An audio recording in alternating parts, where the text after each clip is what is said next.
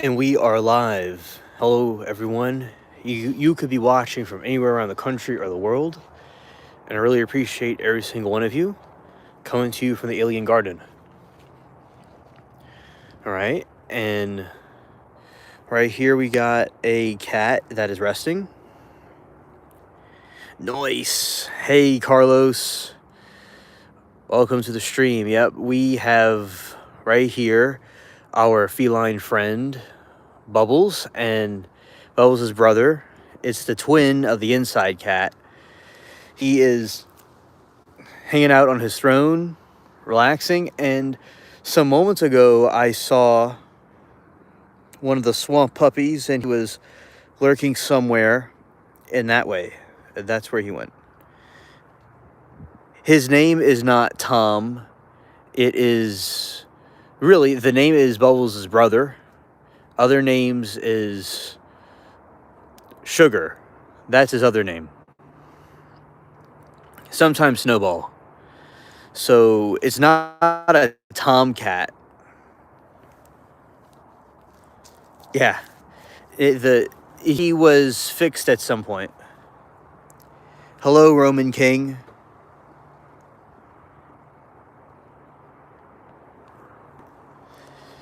Hello, Roman King. Welcome to the stream. And this is our feline friend. And this is you saw the garden live last night when we were like the end, like kind of the other half of it. This is the other part of the garden live where we kind of the beginning of it. We see the different plants and things. All right, so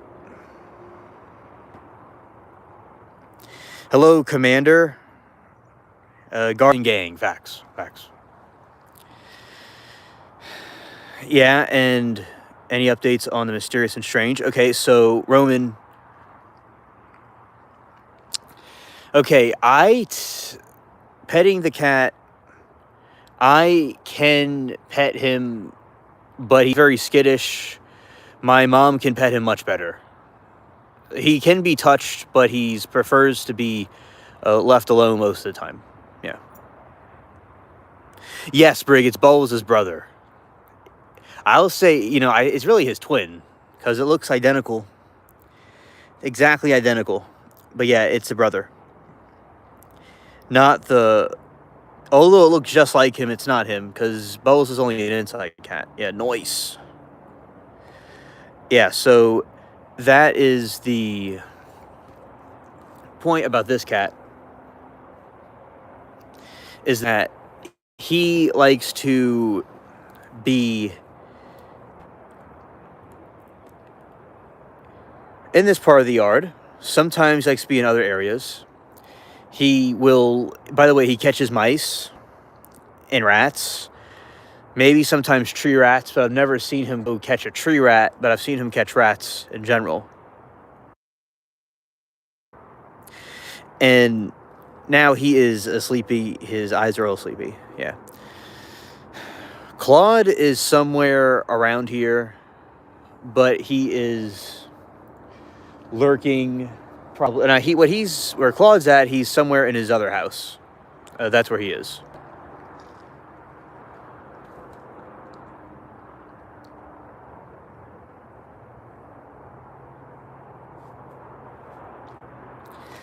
My cat, Lucas, is lying on his back, waiting for a belly rub, then he bites me. Oh, I know. I have cats that are like that. They'll have a tummy rub, and they go and start eating you and clawing. Yeah. Definitely a classic move from the felines. They do that to me, too.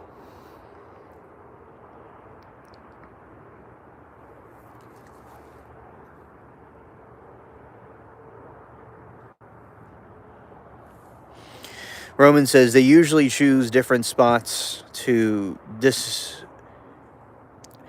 designate as a resting spot within a week, sometimes a month, until they decide to switch to another favorite spot. Yes, definitely this one right here likes to switch his spots consistently. He likes to yeah, he definitely likes to go and do it like that. Bubbles is very into different pieces of cardboard of the yard, and sometimes he goes here, but yeah. And one thing that he has a nice little meow to him that he likes to do, and it's very it's distinguished from the other cats. It's nice. So yeah, he's very cute and nice. I like him. Now, he's definitely an alien cat. That is something he certainly is. He is a cat extraterrestrial, and he comes from another world. His world is filled with catnip. That is something about him that is true to him.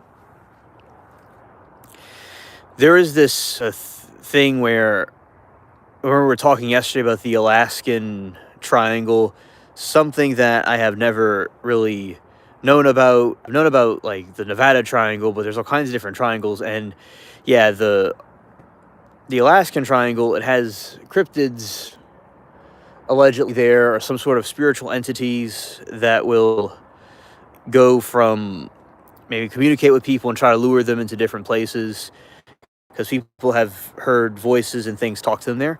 So in that part of Alaska, it was crazy that I didn't know, what chat told me, that 20,000 people disappeared in that region without a trace. That's just crazy. So definitely, it kind of reminds me of the self-deletion woods, the suicide woods of Japan, and where people disappear. But of course, people are going there for a certain reason. This other thing is mysterious because you don't exactly know what the reason is, and so there's paranormal explanation and natural explanations to it. Yeah, and kind of like recap from last night. That was a cool topic, and I didn't know about the glaciers that were up there. It seems it's like it's its own world. Hey Tane, welcome to the stream.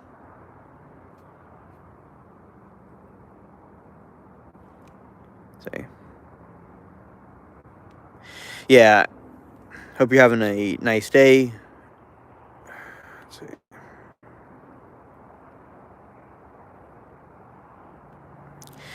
And what happened was, in these situations, that people will not always believe in supernatural things until it happens to them. That is something, a pattern that I have seen, is that only when it happens to them do they believe that something is there.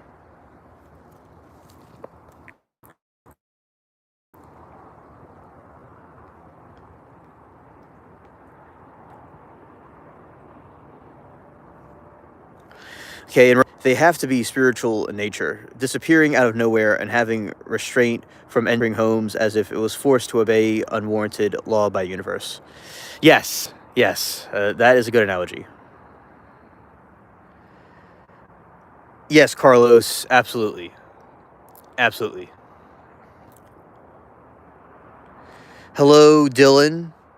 We are watching the garden cat sleep, and we were talking about a variety of different things and stuff with alien supernatural stuff and anything else.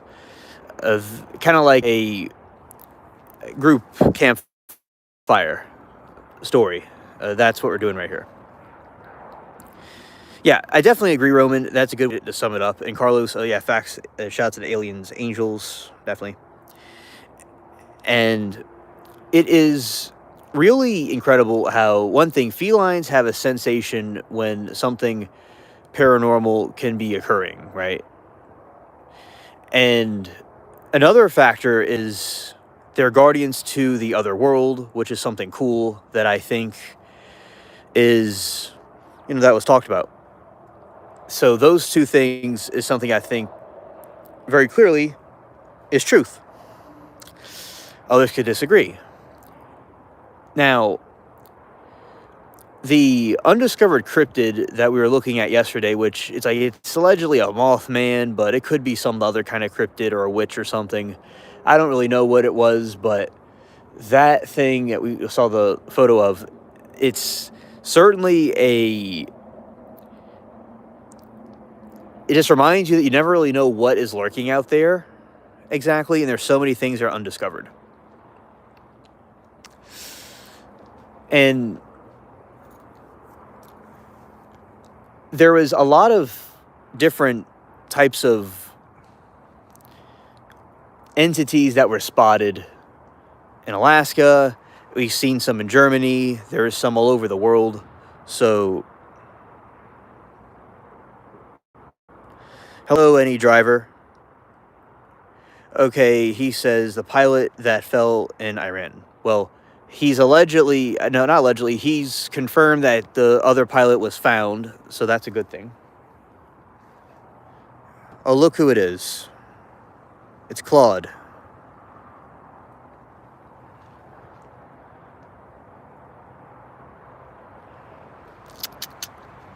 Come on, Claude. Come this way. All right, see, Claude thought he was, but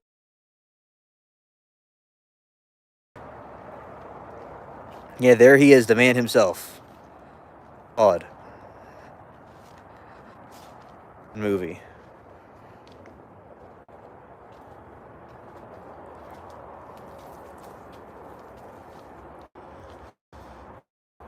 Yeah, Claude is the best.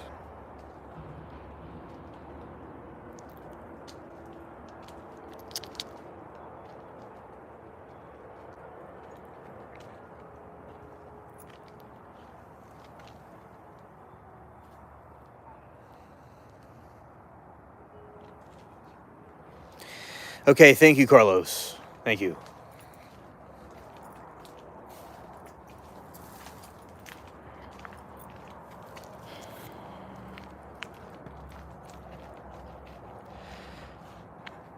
Okay, is it still choppy? Let me know.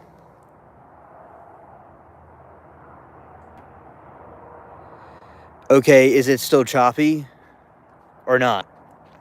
Let me know, chat. Don't know why that happened. A lot better. Okay. Okay, good. All right, so anyway, that was Claude. Shout out to him. He came for a second and said hello.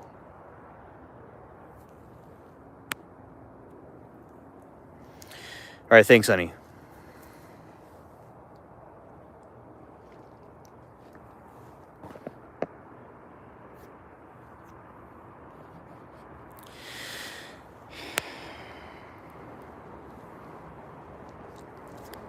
Yeah, so anyway, I wanted to, so shout out to Claude. He is the best, and he made his entrance and his appearance.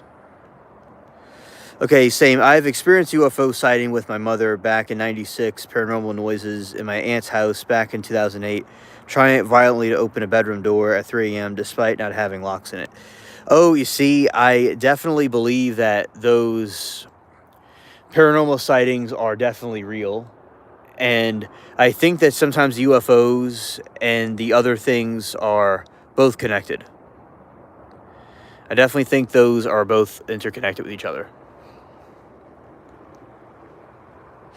Weapons guy was not a pilot. He survived 48-hour climbed a 7,000-foot mountain and gave himself first aid. What a badass. Yeah, definitely a badass indeed. I commend him for his bravery and his skills and his determination to survive.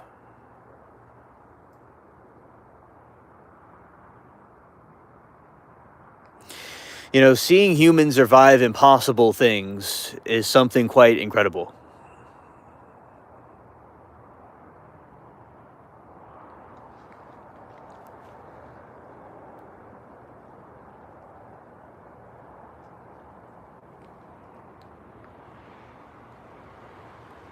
Oh, Carlos, thank you.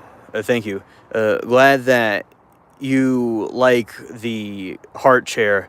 It was from a family friend that gave it to us. Yeah, Yeah, it's very nice. And definitely the hearts are radiating from Bubbles, his brother right there. Very sweet cat. And yeah, these sometimes it's theorized that the aliens and paranormal entities are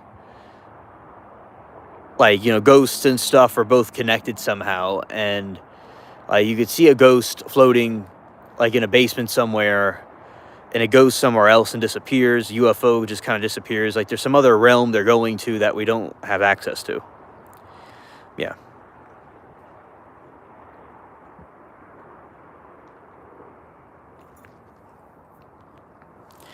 Now, something about the cat is that its whiskers helps him out a lot with balance and different things like that. Like these cats do all kinds of tricks. Like they could go jump up in a tree and uh, roll around. It's almost like having your own circus cat.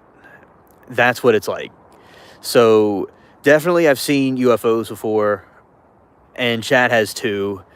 And I like how a lot of times the paranormal activities.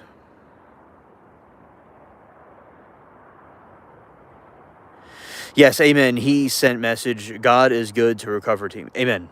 I agree. So that is something quite fascinating. That sometimes paranormal, like ghost sightings, will happen in concurrently with UFO sightings. See, that is putting the link together.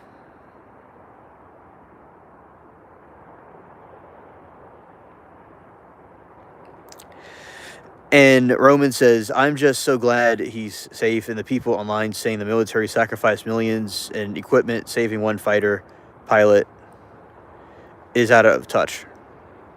Thank you, mods. I appreciate it. Yeah, I definitely agree. Yeah, it's human life is extremely valuable.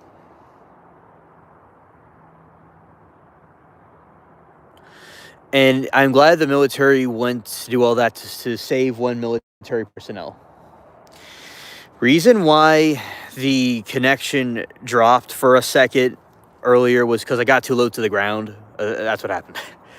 I just figured it out. When I go low to the ground like that, it causes the signal to, be a little cringe. But we are, standing up now. And AJ, they do matter all over the place. I think Earthling lives matter. Why would you think otherwise? So that is the thing. So you have a pilot. Oh, good morning, Sod Girl. Oh, welcome to the stream. Good morning to you. And we are watching our feline friend, Bubbles' brother, in his heart chair on his throne. And we saw Claude a moment ago. And we are having our garden party stream. Yeah, so I definitely, as I said, think the pilot being saved was, God's grace, God's favor. And I'm glad the United States will value their human life and leave no man behind.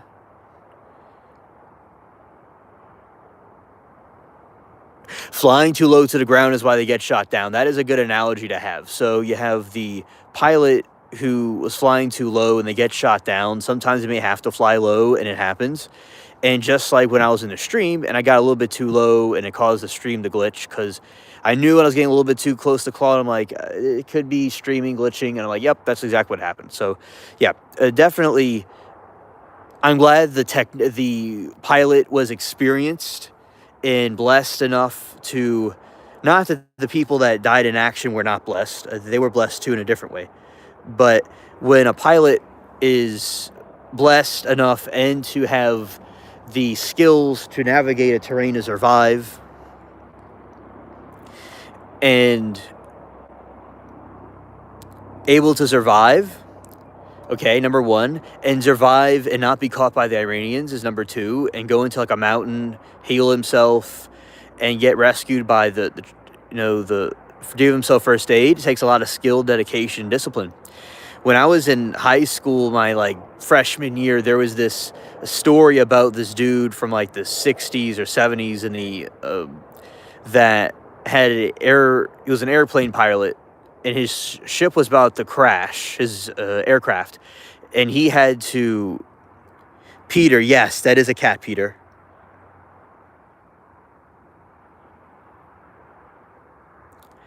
Had held RPG. Oh, I didn't know that, Eric. Wow, that's even that's incredible. So I think having both of those things at once, at the same time, because that dude in this aircraft that was about to crash, his entire plane was on fire and was going down, and he had the nerve to take off his helmet and put his safety gear on and catapult himself out the plane, and everything was on fire pretty much, and he had enough nerve to do that, discipline to do that. So I admire those that are able, under such traumatic, crazy circumstances, to keep calm and use their training to survive that epic thing that would take out somebody. You know, that's what value is. Value is something that's rare or harder to obtain. You know, if something was not, you see, Bubbles knows. He knows too. Exactly what I'm saying. When something is rare to obtain, it's going to be very valuable. That's why with him, and his skill set was very valuable over, you know, somebody just kicking a can down the street, right? Anybody can kick a can down the street. Only few, given the right opportunities with the right training in the right moment, could pull off that. So glad that they were able to coordinate a rescue.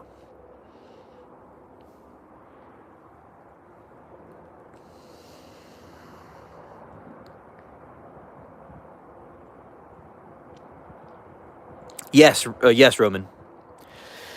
Everything was on fire, and he okay. Bro was shot down, and he was going down, and the entire craft was on fire, and he was just putting all of his gear on and ready to pull himself out of the ship. Yes, thank you, Brig. And he was able to launch himself out of it. But man, you have to have some nerve. It's like you're on fire, everything's on fire, and you're going down as fast as possible, but you still go and pull it off. It's like, whoa.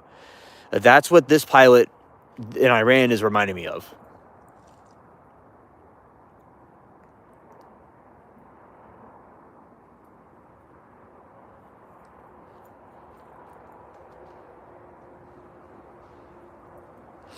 So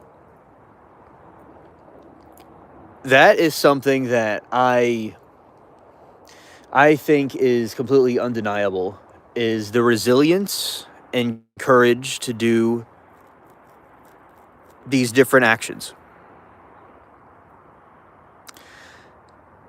Hello, corn dog.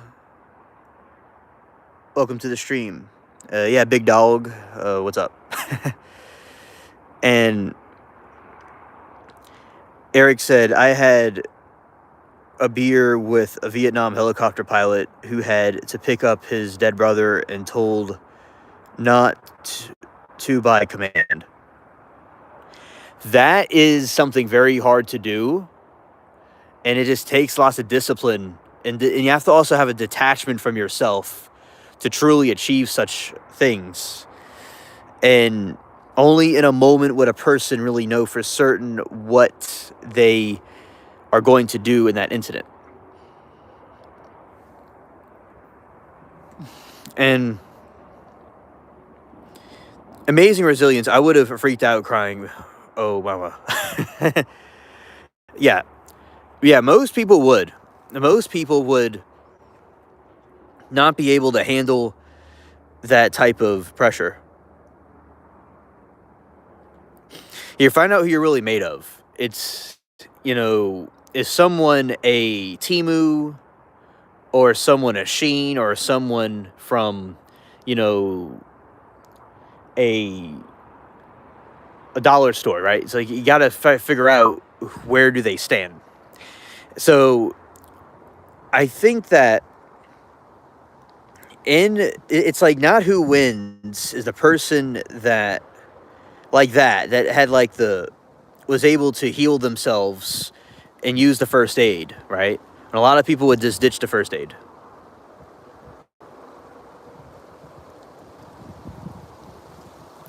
Oh, he picked him up?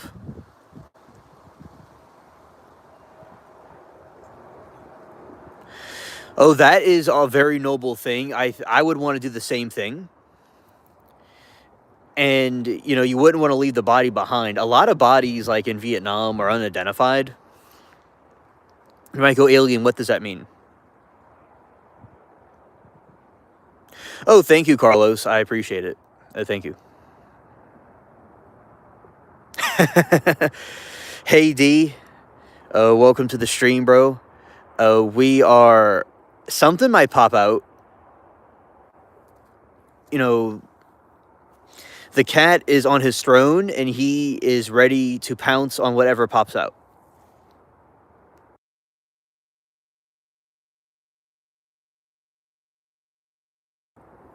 Yeah. Hilarious. Oh. Oh, Docs. You have that too? You have a cat like that too? Oh, that's so cute. That is so cute. I also, you know, it's the cousin of Bubbles' brother. Oh, that's nice, Loomis. Very cool name. Yeah. Hit the like button and subscribe, please. Yeah, thank you, yes. Hit the like and subscribe. Shout out to Saw Girl. And what I meant to do was this one right here. Okay. Yes, the light spell in Harry Potter. Yes, Captain. It's an alien cat on camera. Finally, after all this time, we are able to see an alien cat on camera. By the way, Eric, thank you for letting me know what happened. He did pick him up. Wow. Well, that is really inspirational. And so in Vietnam, there was lots of... there is lots of bodies that are unidentified, and there's people who... The Egyptians were right, Captain. They were completely correct. So that is what he did. Because there's like, say Vietnam, right? You see like this shrubbery right here, and there's like a body that will be like in Vietnam that will just be like wasting away, right? So when that happens in Vietnam, there is this incident that occurs where the soldiers have to leave people behind, or they get scattered and they're never seen again, and they're just the missing names of people that never made it, you know, back. So yeah, it's mysterious, and they just are never known. So I can understand where a soldier, a pilot, will want to pick up the body of his brethren, and they make a very close bond over there.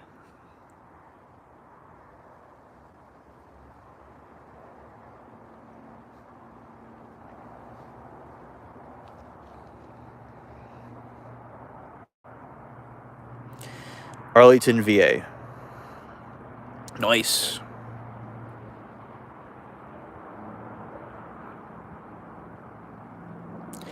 Yes, definitely get a dog tag.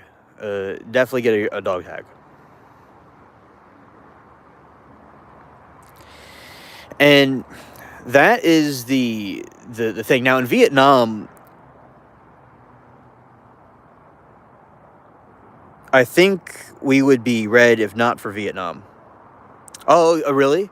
Yeah, a lot of people see it as a failure, but maybe, you know, it would have been worse if we didn't get involved with it. Yeah, you know, that definitely was going on at that time.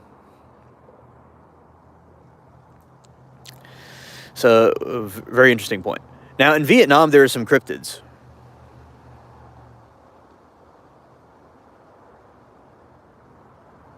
Okay, salute to you, Brig. Thank you for coming.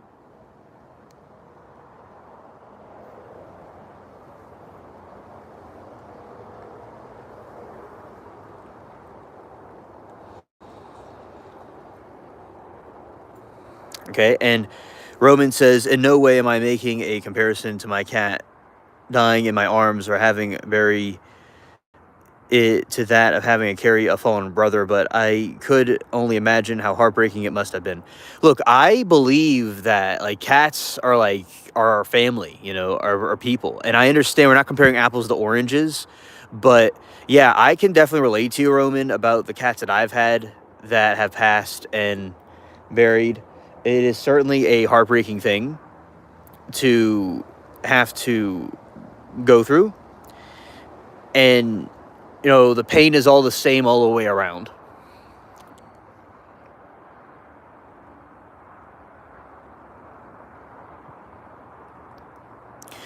Did America win the war? No. Was it a waste? I hope not. Many gave their lives there. Amen. Amen, D. Yeah, many Americans gave their lives, and they fought like tigers, and they did what their country wanted them to do. And there were lots of soldiers that came back and that were mocked. And it was extremely, a humiliation on the country, because anybody that fights for their country should be honored. And, all soldiers in all countries are doing that. They're doing what they think is best for their people.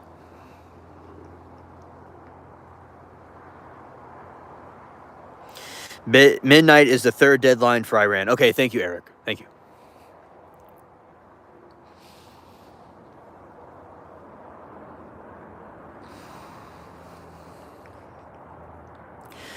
We lost the mission, but we did not lose the war. Right, right, right. Facts.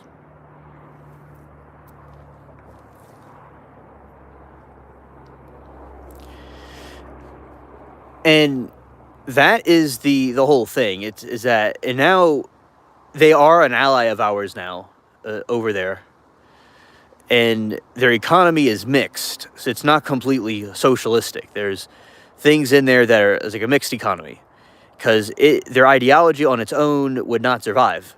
Same thing with China. Like, the ideology they were having didn't really work, so they mixed it with other ideologies. So that's something that's quite interesting. So anyway, the thing with the Vietnam, there are some cryptids. There's a night where some soldiers were like in a field, kind of like this. Oh, hey, Fisher. Oh, welcome to the stream. Nice to see you. So there was a time in Vietnam where Joseph, welcome to the stream.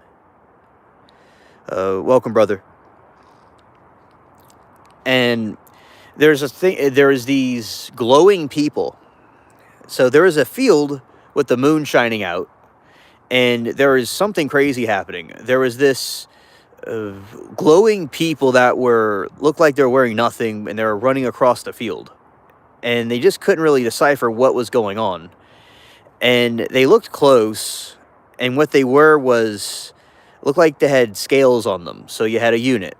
They're patrolling at night. The moon is high. Yeah, shout out to the alien spaceship and chat. The moon is high, and they're hearing crickets and, exotic creatures and stuff, and they see these golden things in the distance. And it's like, bro, who is you? It's like, who is you? And they, as I said, they get a close look, and they have scales, and they look like lizard people. And they're going through cave systems. And it is not exactly known what those things were, but they definitely were some sort of, there's something, and they were wearing, it was like scales, and they had eyes, and they would just be going from one place to another. And you might ask exactly what on earth what are those things? What on earth are those things? We do not really know what they are, but there's a theory, a very, very eccentric theory from a book, that those encounters were these reptilian type alien or lizard beings of some kind. And maybe in Vietnam, there's different species of things that we don't really know that exist. There's apparently some strange creatures that were seen there that they're not really too sure what they were.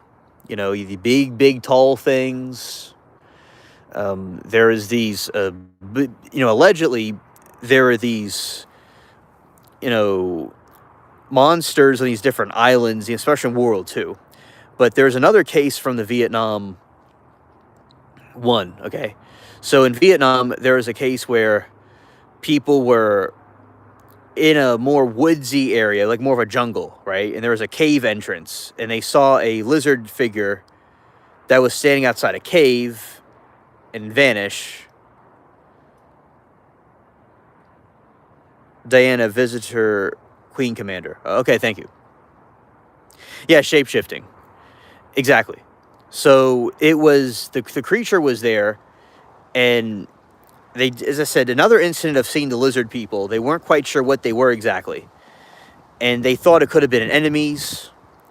They thought it could have been like one of the Viet Cong, but it wasn't quite a human. So there's this conspiracy theories that in the deep, deep jungles, these remote areas, there could be undiscovered, unexplored things that were seen, number one. Number two, it could have to do with the lizard alien connection of something happening there. So that is some Vietnam cryptids that were seen. There was other not Vietnam, but over in Japan during the war. In some of these islands, there are these giants that were allegedly terrorizing the Japanese when they went there. And apparently their heights weren't really that tall compared to like our heights, but they're apparently like 13 feet tall giants. And they were on these islands, and this is where, when the Americans went to some islands, they were completely deserted, and there wasn't anything really there to, write home about. Because, why would the Japanese abandon this island unless something crazy happened? So yeah, there's these kind of eccentric theories that they're aliens or some sort of hybrid creatures living in those parts, although they're kind of discredited by experts and stuff. Though the stories did happen, allegedly. Like, there's stories, urban legends that came from people that were there, but the different books that were written about it on what the explanations of these things were is up for debate. And yeah, those are some of the cryptids that were from the islands and from these wars. Now, in wars, they will see some very strange things, these strange entities and stuff.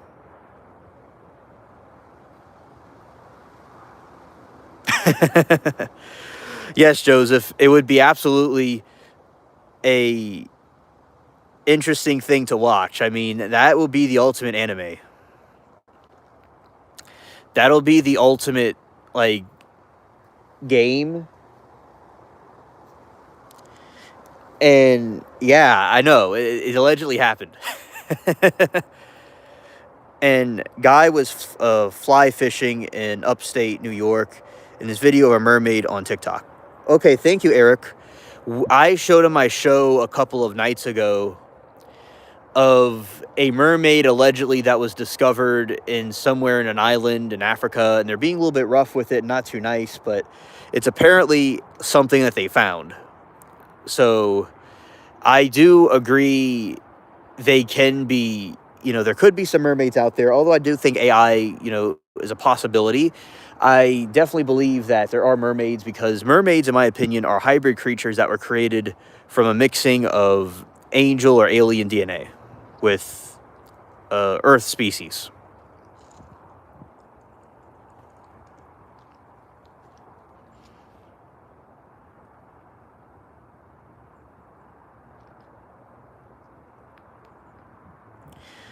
Yeah, Roman said, I love reading all that stuff. Let's dive into a different world of endless possibilities.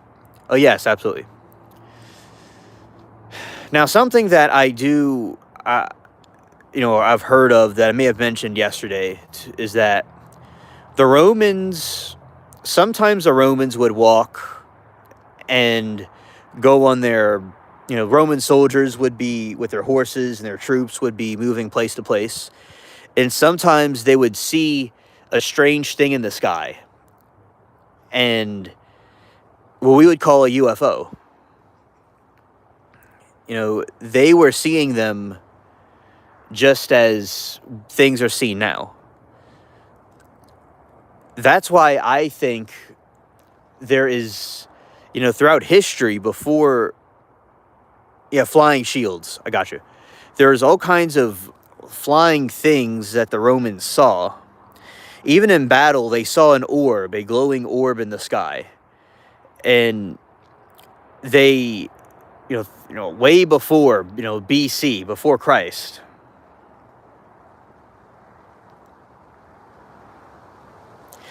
Yes, the maps are very good. Yeah, maps definitely can explore lots of things. They were seen in Egypt.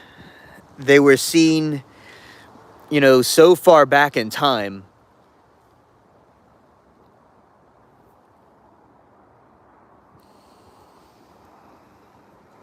Okay, press the wrong button. There we go. And there's the cat. Yeah, there were so many things that were seen that of UFO. There are so many UFO sightings that were seen by Romans and people in the ancient times. I am a firm believer that is complete proof that the UFO phenomena is not from our current generation, but it comes from a distant past.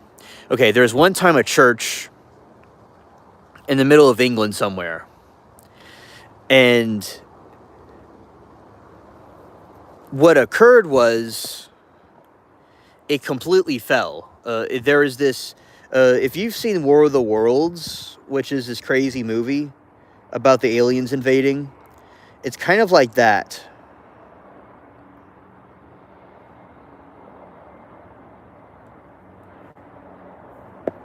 Definitely. And so there is a remote part of England, there is a church in a field, and this gigantic orb spaceship thing crashed into it, and it definitely sets the tone.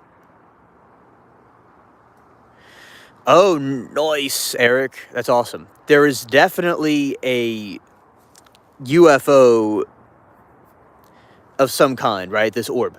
It was metal. It was very strange. And it was crashing into the church. And that reminds me of World of the Worlds. Definitely.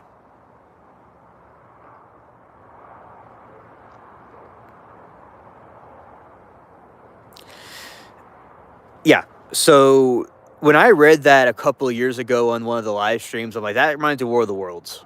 That it kind of reminds me of the tripods.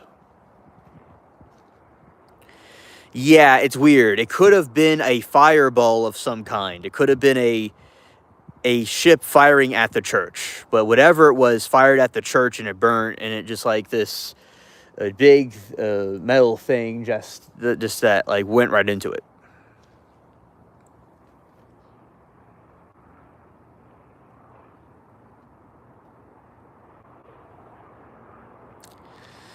Yeah, and Roman said perhaps these flying phenomena are observers from the fourth dimension with the capability to visit any given timeline throughout our human history existence, like some kind of Netflix menu.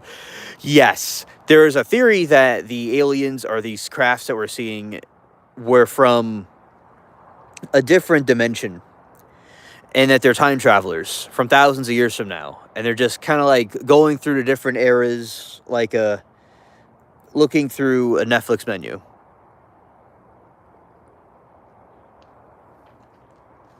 They were just observing and drifting off.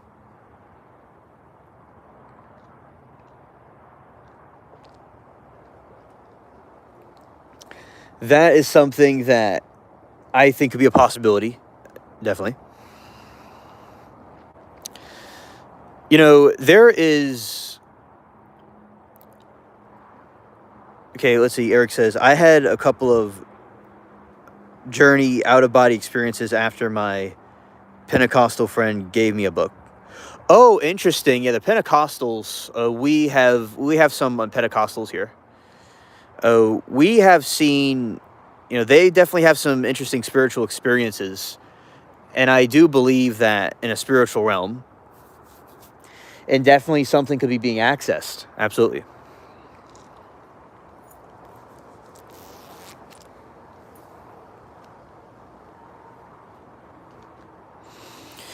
So there is some sort of spiritual realm or some other dimension of some kind we can't really see, right?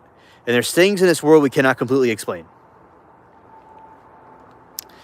On the high seas, a lot of times people were able to see something and not knowing exactly what it was. And you might go, alien, what do you mean exactly? Sometimes in the starry nights of the ocean, they would see these blue fire. One time a ship saw blue fire entities that were over on the sails that were orbiting it. It was something that they could not explain. They didn't know what they were, but it was a blazing fire that floated in the sky above the sails. And I think we would call that a UFO or an orb. But these people in this other time period had no idea what they were looking at or what to call it, so they called it something else.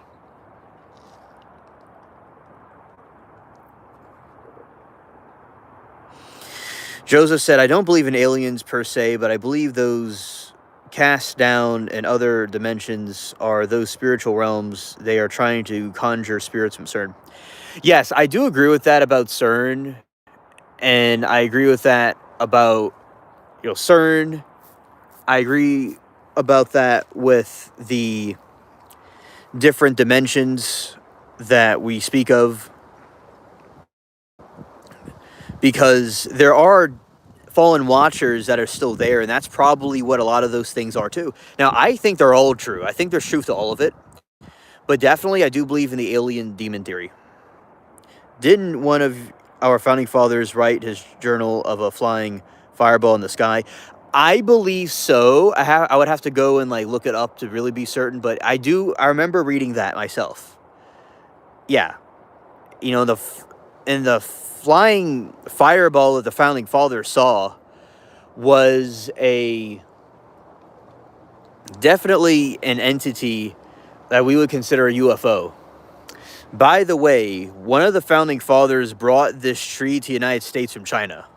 He brought this variation of tree here. That's really cool, by the way. It's a fun fact.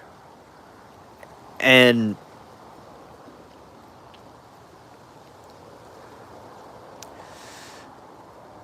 that is something I certainly think is, yeah, is true. Okay, so let's see. Object in the ghost video. Let's see. Objects in the ghost videos appearing from nowhere are from those spiritual realms. Like we see balls or bowels coming up out of thin air, and paintings like we see slapped ham nuke tops 5 videos. Okay, thank you. Yeah. And the angels are able to have abilities to them that we don't have, and they're able to cross different dimensions, and they're supposed to be watchers or helpers, but they became rogue and did their own thing. So yeah, that is, they appeared as gods, now they appear as aliens. Right.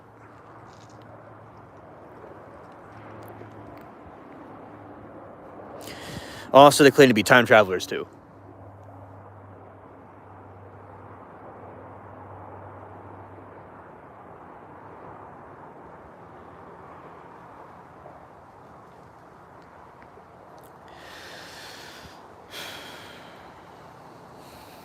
Yeah, so a very good point. And I do think CERN is something that is trying to conjure up different things.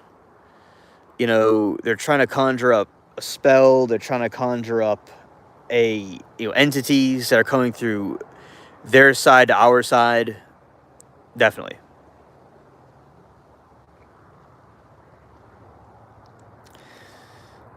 Fireballs floating bright lights may be good. Right, right. You know, it could be taken with a grain of salt. You know, it could either be or could not be. Good.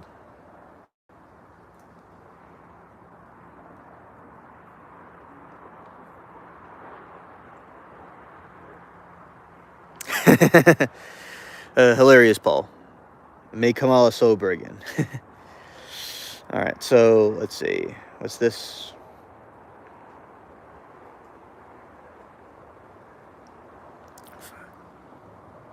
A grain of salt. Yeah, grain of salt, definitely.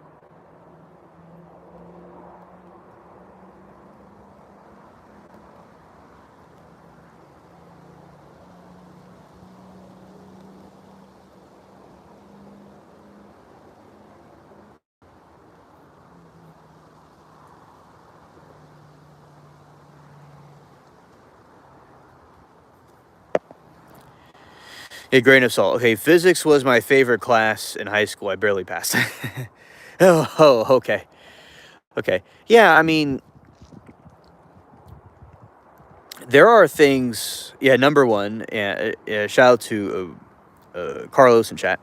And number one, yeah, there are things that are just not. Oh, thank you, Paul. Thank you, Paul. You're cool people. I'm glad they have you here. And yeah, there was these things that occurred with the other realm. Now, I know, as I said, I've said this before, but Einstein talked about this concept where you have this wormhole and something goes through it. Uh, that is something that I think is a good concept.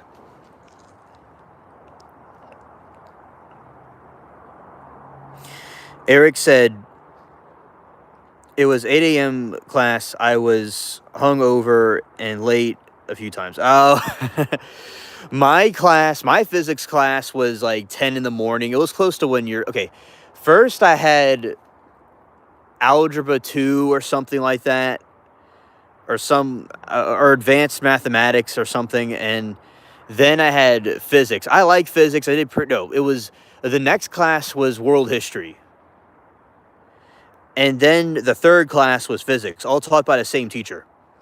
Unfortunately, the other teacher that teaches history was murdered. So, uh, rest in peace to him. But yeah, the principal taught all the classes, and physics, I did good in physics, but yeah, it was in the morning time. So I was a little bit not all there. Especially the math one, I was not there. You know, math would not be a good idea to have me in the morning for. And I was going through quite a bit of things at the time, but yeah, I understand the struggle of morning physics, but I liked it too. I mean, I really did like it, for real, no joke. And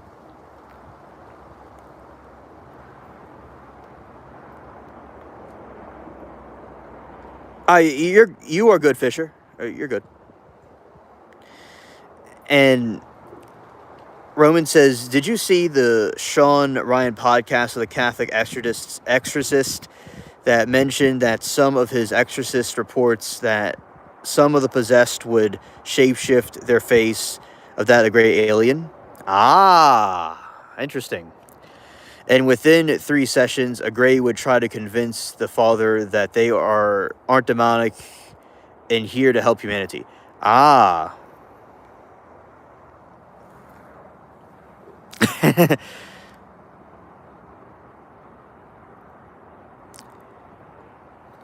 You okay, let's see. Bobby Fischer. Okay, he said something out of pocket. Okay. And all right, chat. What is going on? Let's see. Okay, yeah, Fisher. Thank you, Carlos, for the super chat. I appreciate it. And yeah, Fisher, let's hear it. And so, let's see, is where I like science. I like Pyrax also. Okay, interesting. Rabbit Dude. Nice, nice. I like that. Yeah, it was just Easter recently, so it was your holiday. Welcome to the chat. Yeah, so anyway, Joseph, thank you for letting me know about that. There are theories. Okay, there is this dude, Aleister Crowley, that summoned a demon, and it was a gray alien.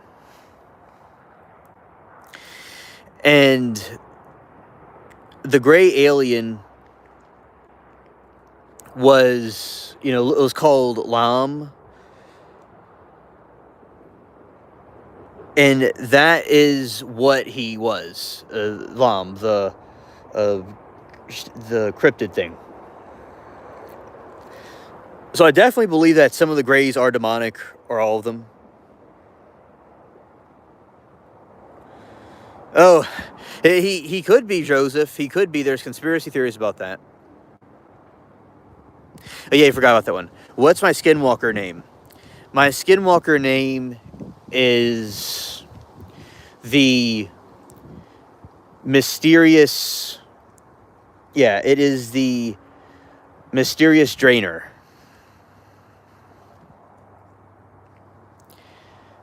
Of the plague. That's me. Oh, okay.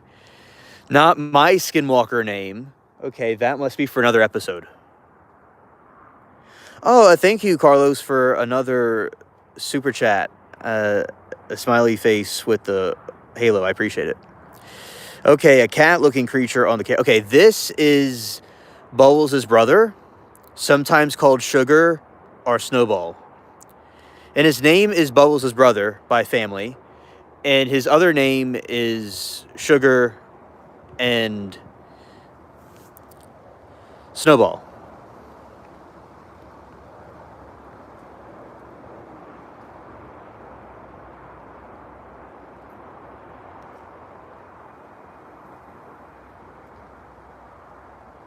Oh, Eric, that is awesome that you scored high on that. Ah, okay, thank you. Thank you, Rabbit. Welcome to the spaceship crew. Yeah, he is, and he has a twin. No, no, no. He would not eat you. No.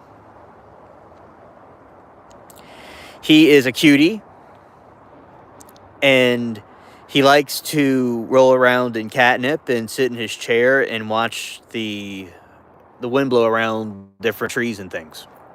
I appreciate it. Shout out to all of you. Thank you all for liking, subbing, and sharing and all. Very kind. Appreciate it.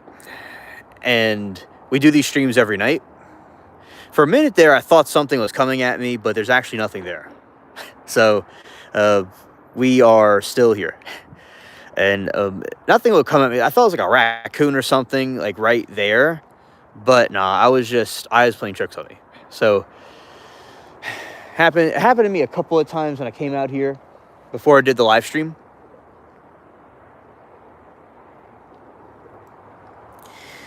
And Joseph says he has only because you cats love that. Scared. All right, Bunny, what is your request?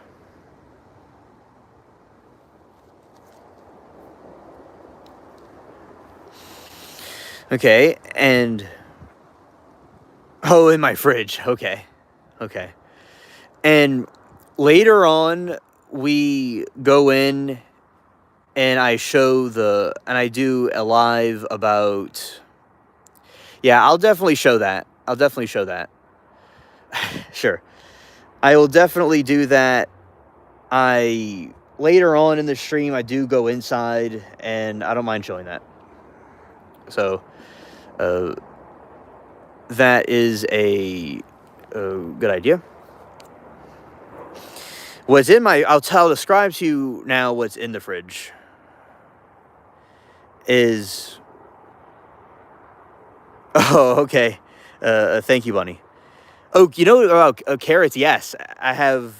Ah, thank you for the another super chat from Carlos and a nice game emoji. Facts.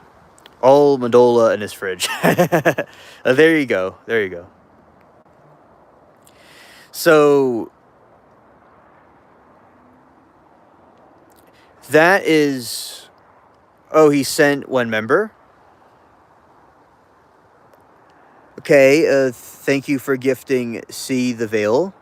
Okay, and that is Bubbles' brother. He is going to go on a hunt. And thank you for the gifting one membership. Okay, absolute favorite streamer on YouTube now. Yes.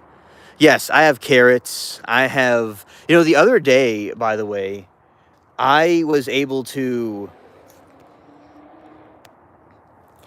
The other day, by the way, I was able to go and... I have this garden right here. Yes. Yeah, shout out to Carlos. Absolutely. So right here is some broccoli, but I did grow something like carrots. I grew some daikon, and it was very good. The daikon was something that I had grown, and it's similar to a carrot. It's a Japanese radish.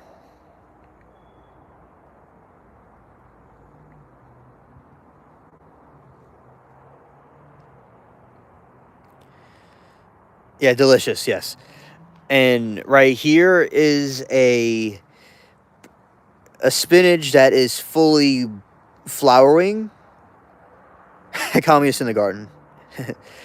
It's a flower. It's doing the flower, but I am going to eat it probably. But yeah, it is completely flower. Going to go flower right now.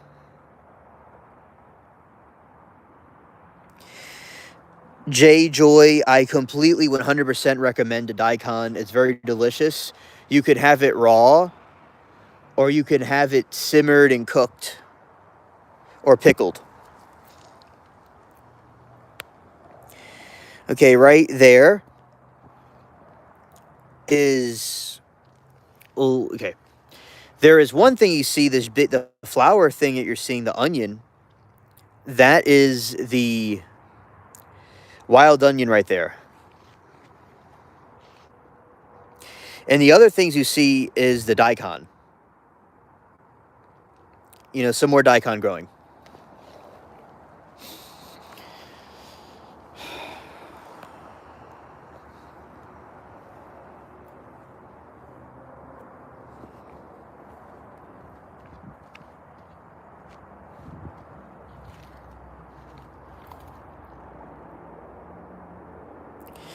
Daikon and carrots. Oh, hello, Earthy Star. Welcome to the stream. And then you have this elephant ear plant right here. You know, those are from the Pacific. Oh, Earthy Star. That's very fascinating. Very fascinating indeed. Okay. And these are some flowers from all the way over there.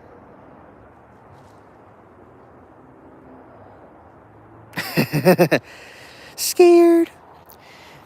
Now, Snowball, he is definitely going... I don't know about that. Snowball's a force to reckon with.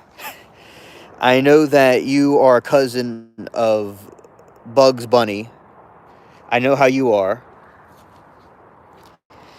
And, you know, Elmer Fudd... I know Elmer Fudd, you trick him all the time. You fool him every day. So, yeah, but Bubbles is a little bit more... Bubbles' brother, or what we call Snowball, is a little bit more clever than that. Alright, so this is... Yeah, Wabbit section. Alright, so this is a big daikon right here. It's a wild one. It's like a feral one from another group of them I grew a long time ago. VRB. I've been trying all day to talk to people about it. Oh, it works. Well, that is interesting that it works, and you can feel free to talk to us about your experience as much as you'd like. Okay, I grow corn. I grow peppers. I grow carrots. Grow tomatoes. I grow lettuce. Pumpkins, eggplant. I grow all kinds of things. I pretty much grow everything. All right, and yeah, right here is some more of it. These from kind of Pacific Island. Good night, bunny. Rabbit. Thank you for coming and subbing.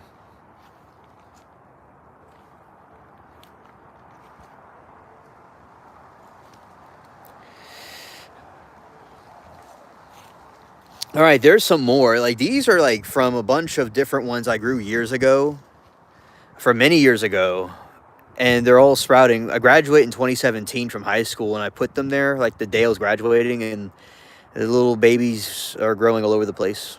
It's so cool.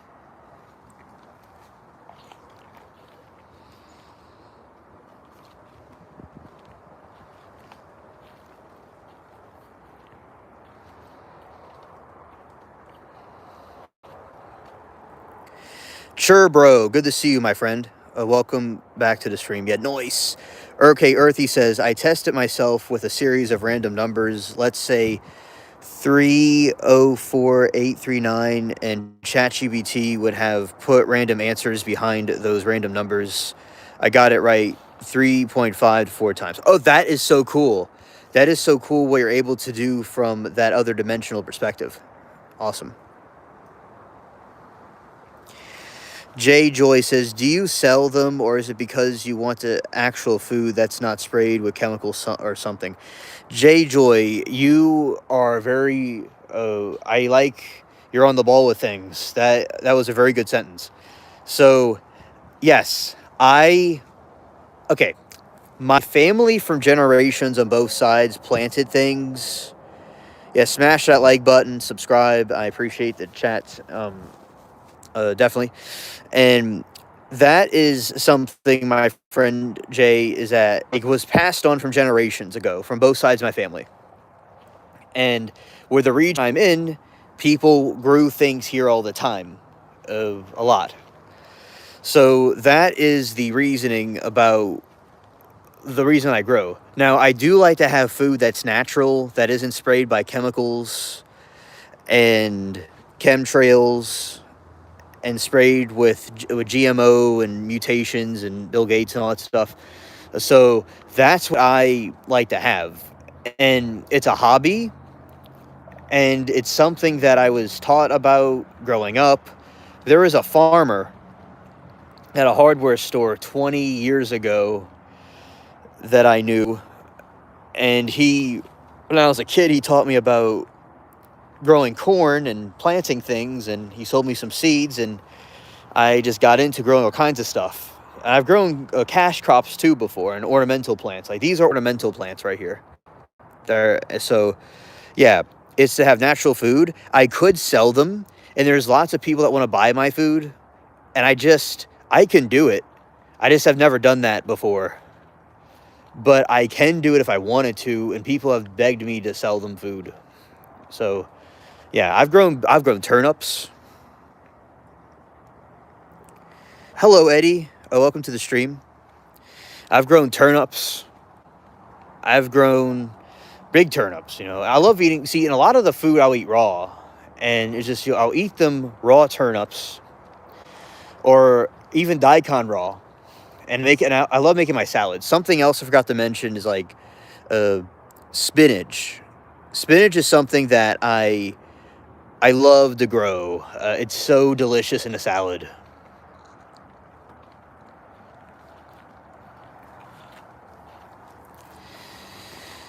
All right, so let's see. Remote viewing is more of a feeling and more of actual viewing something. The subconscious answers only. A bong is nice for breakfast and dinner. Yeah, there you go. Now you're talking, Churbro.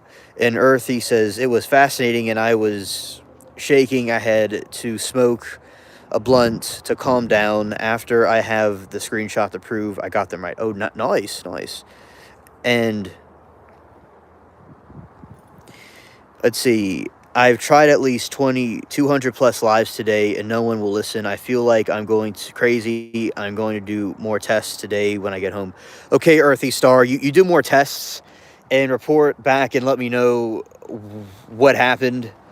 Very interesting. I think you're onto something because I believe there's a third eye and there's some different ability that we're able to tap into, like a psychic frequency of some sort and an outer body experience. And I think you're onto something. Yeah, keep on doing it.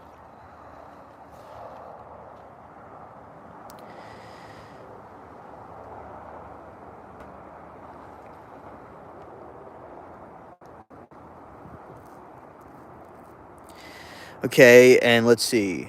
Fentanyl got me moving like, okay, well, fentanyl certainly will knock you out and make you upset, and it could definitely destroy you.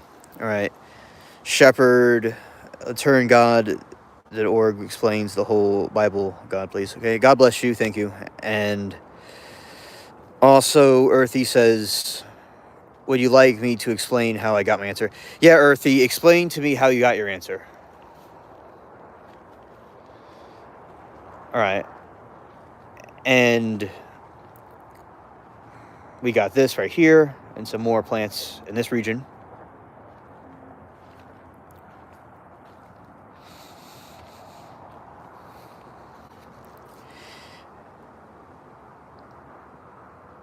Oh, I like turnips too.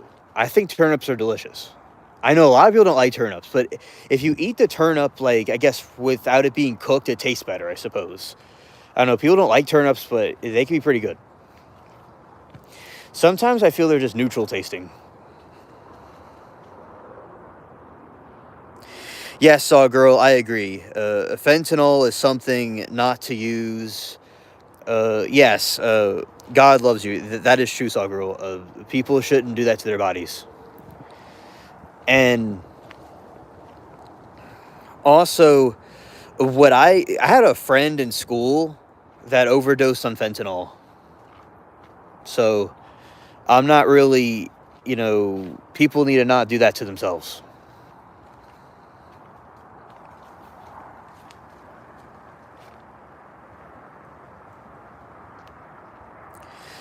Earthy says, okay, well, I asked ChatGPT to give me a set of random numbers like 3, 4, 4, 3, 2, and I would have to guess what answer is to those random numbers. I breathed for a compile of minutes, looked at the numbers, and closed my eyes. Ah, okay, gotcha. Yeah, and yeah, so Turbro.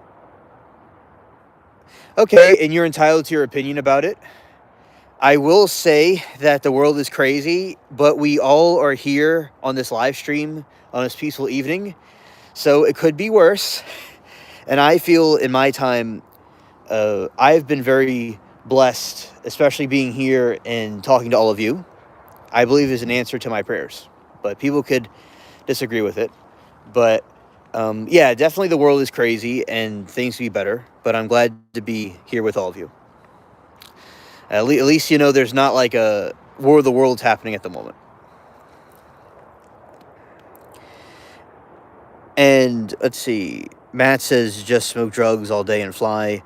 And OW says, I had a real life sighting and experience with the Ton Char last night. It was scary. Oh, tell me about that. I've never heard of that before. Okay, and Earthy says, at first I thought of the color gray, and then I went into something of a medium, like rhinoceros. I think I've said that right. No, rhinoceros, or a car, and my brain switched to a man playing golf for some reason, and then asked ChatGPT for the answer and said golf cart. It blew my mind and couldn't believe it.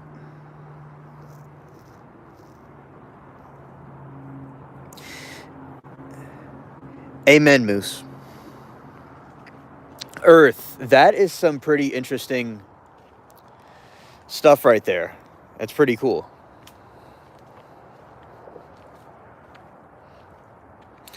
I like that. And a very interesting experience. Yeah, I would be in shock too. I would be in shock too about it.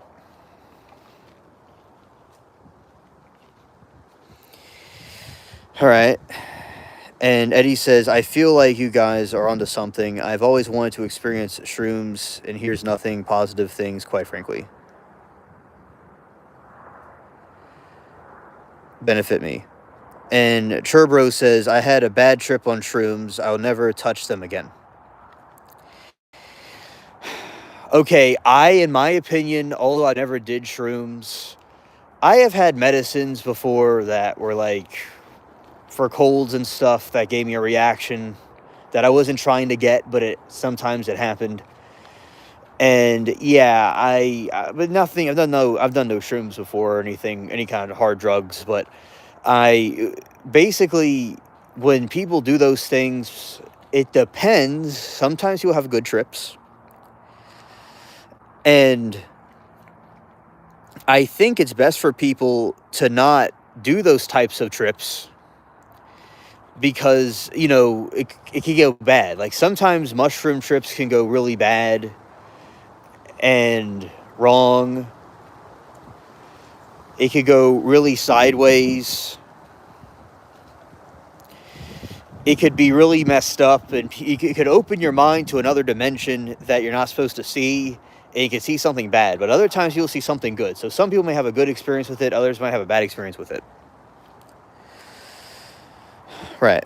A good point, sure, bro. Very wise.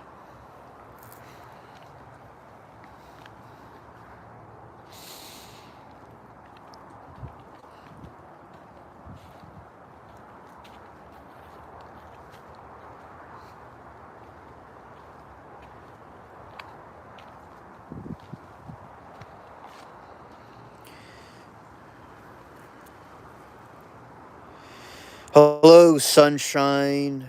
Let's see. Okay, Sawgirl says, I tried acid once when I was 14. It was enough to scare the heck out of me and never do drugs again. In 66, don't like the feeling at all. Yeah, I definitely agree. It's opening yourself up to another dimension that you're not supposed to see. Now, as I said, some people have good trips from it, and the people that had good experiences, that's on them. Good for them. But people usually have bad experiences from it. And I've had bad trips, 16 to 18 years old. Someone died and came back to life in my own arms. I was scared.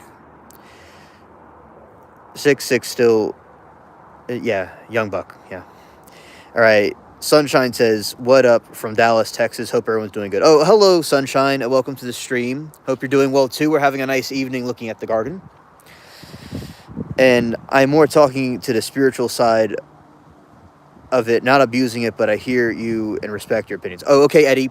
And if you do, try to have someone with you maybe to chaperone you, I guess, if something doesn't go right. And just be aware you can see some things that might be spooky, just if you want to do it. But yeah, and thank you for listening to our opinions. And Carlos says, I've ate a lot of, though, and I was never going to be sober again, but was all good. Another time I was too overwhelmed and senses of crazy, had to lay down. How's it going, Sunshine, and from South Texas? And I see your rainbow flag. And I'm 29, and this is the first time I attempted this, and you know what, my effing brain was hurting after it was amazing. Oh, okay, Earth, it's kind of like almost like being on drugs. It seems. Yeah. And I'm 28, so we're close in age. Carlos says, every time I feel more connected to the world, people, though. Yes. Okay, sure, bro, understood. All right, some people have good trips, yeah. Some people lose their passport. Stay home and stay hydrated, be safe. Yes. Thank you, no dubio do. Yes, yes. Well said.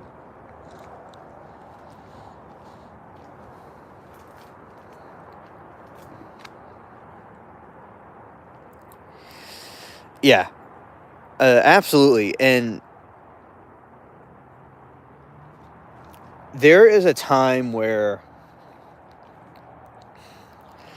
I remember there was this Alan Poe movie about the Pit and the Pendulum from the 60s, and I watched it one time, and I was I was kind of like having a cold, and there was, as I said, I didn't overtake the cold medicine or anything like that, but I was kind of like in a sleep state, and it felt real surreal. Okay, it felt real surreal.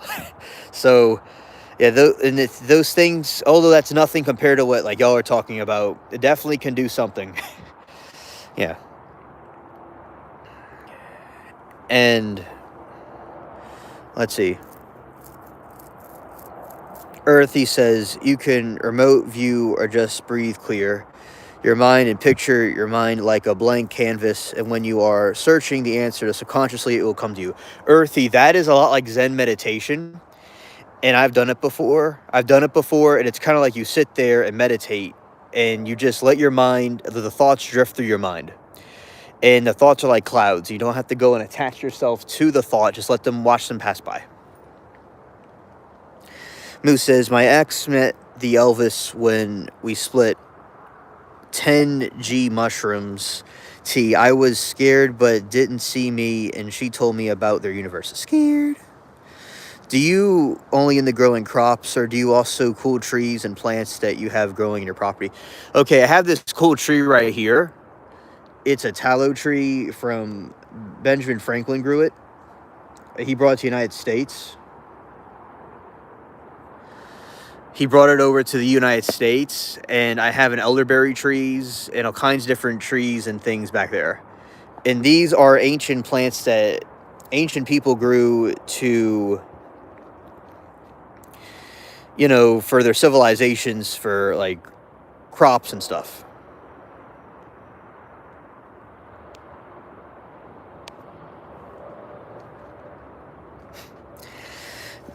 And let's see, the best I could come up with is like the brain is like on a painter, throw a paint on it on a wall, and you're trying to guess the picture is. Okay. Yes, Mercury. The DX. Yes, you know exactly what I'm talking about. Yeah. That's what's in those medicines. Yeah.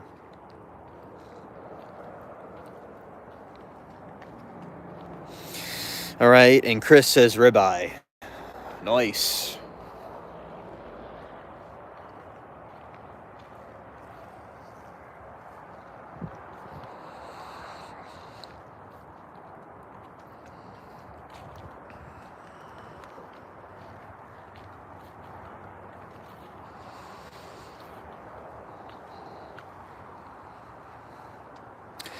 Okay. And thank you for taking the time to listen. And I would go to my wife, but she'll think I'm crazy.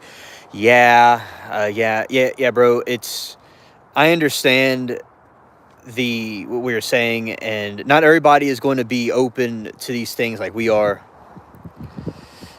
And I appreciate you letting us know, and I take keen interest in these conspiracies and these different supernatural things or things we can't really explain. So it was nice hearing your story, and I look forward to your progress in your journey. All right. It's also used in type 1 bipolar. Oh, okay. I didn't know that. I didn't know that.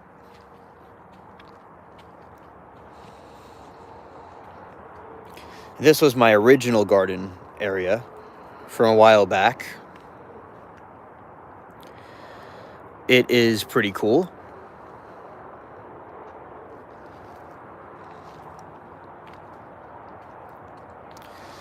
It is nice.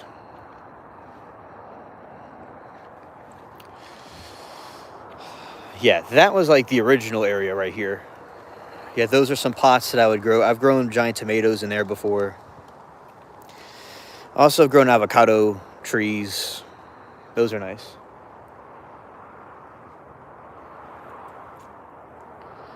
Okay. And yeah, now there's something called Project MK Ultra. A raccoon. Swamp puppy. Swamp puppy chat. Crikey.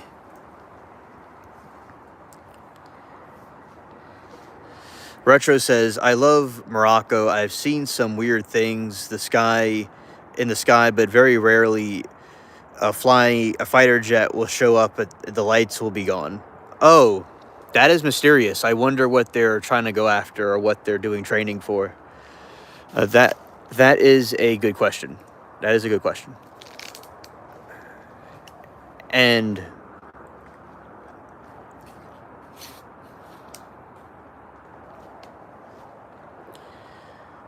yeah, I think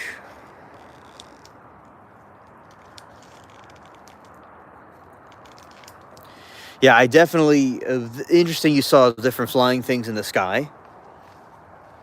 That's very interesting. And I'm sure there was probably some UFOs. Aliens, demons, passive or violent. Ah, right, exactly. That is true. Definitely a true statement.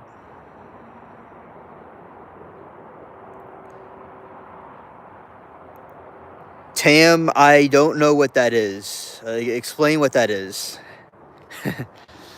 I'd like to know.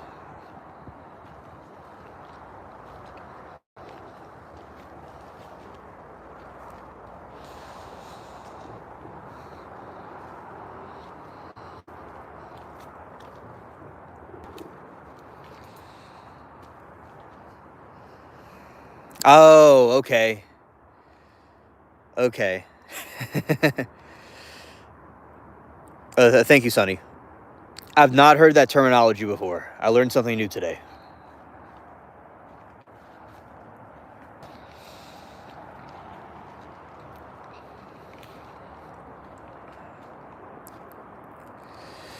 Sounds like Republican, and it is.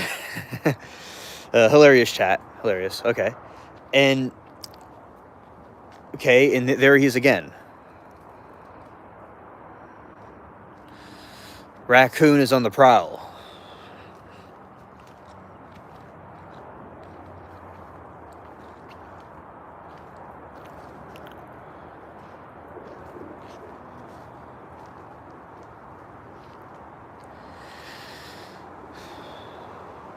Okay, and yeah, the raccoon has gone back into the brush, into this mysterious woods. The raccoon vanishes. Maybe the raccoon's interdimensional.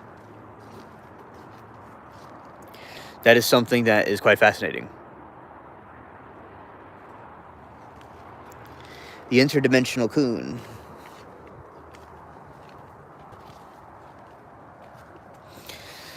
All right. And anyway, so Project MK Ultra was this thing that the government used. They saw how the war in Korea, how these Americans turned on their own people. So they wanted to do this campaign to try to do a brainwashing thing. So they tested on their own citizens, and a lot of times they used drugs and psychedelics against people's will to see how they would react.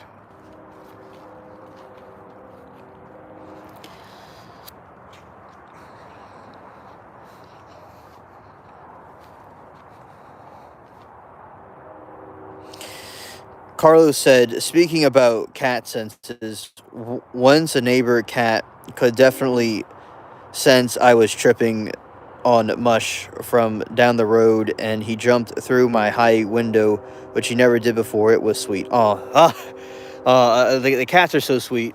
A shout out to the kitties. The felines, the fur babies, no. The fur babies are there for us.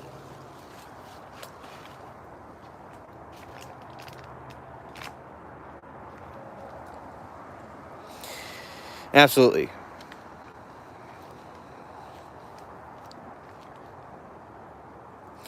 Yeah, cats are very sweet, and they know what we are doing, and are there for us.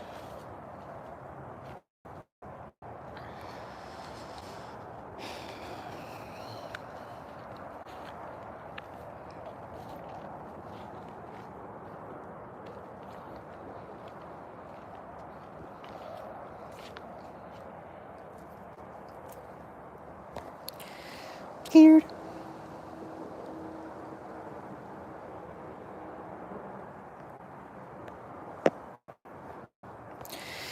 And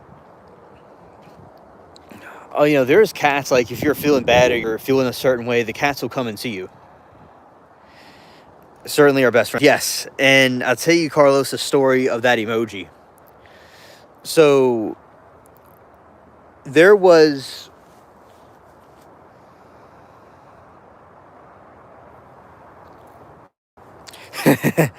Rose said, looks like Bay Orel to me.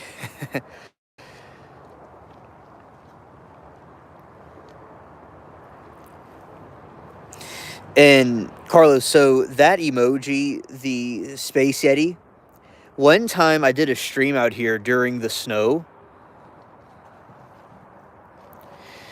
and it was all over. This whole place was a winter forest wonderland, and it was pretty buried in it. And I did the stream in it, and my feed, I was going to show my friend Sarah another area of the garden, of the snow garden, and the stream cut, and they were saying that maybe the Space Yeti's got me. So that was the and she told me about one day when I get monetized to make it into the sticker, and I did. 1 + 1 is how much? It is -2. Just joking. It's 2. Or at least I think it's 2, unless it's some other dimensional answer. Let's see. Moose says MK Ultra is a bled into Canada people have been talking about since the start. Gotcha. Okay.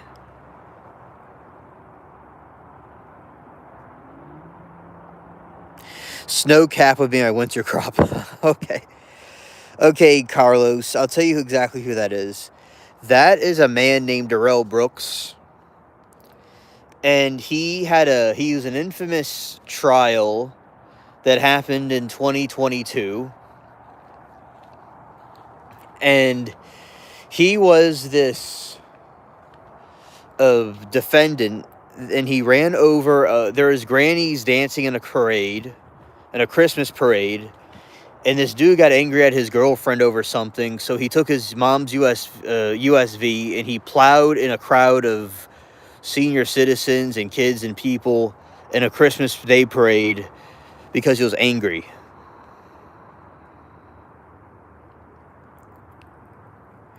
And he acted like a mean demon in court. He was disrespectful to the judge. He called her out. He was, he would say subject matter jurisdiction. He would say grounds. He would say to the judge to be respectful. He would say to the judge to go and do what he wants to do. And he would have a big fit and a tantrum in court. And when the victims were doing their impact statements, he just rolled their eyes at them. Their relatives were dead or injured, and he was rolling his eyes and getting bored. And then at the end of it, he said he believes in Jesus Christ, and he believes in this Bible. And there's all kinds of cartoons. I play the stream sometimes. On my stream, I play replays of the Judge Doro was a very, very good judge. Yeah, and Selgro says he'd hide behind boxes just one crazy dude, pretty disgusting fella. Yeah, and sometimes I replay the trial because it's like it's so insane. It looks like an SNL skit, so it makes people like it's humorous. It's not funny, but it is quite. Oh, I'm doing good, Phil. I'm chilling and chatting in the garden. And thank you for asking about me. I hope you're doing well, buddy.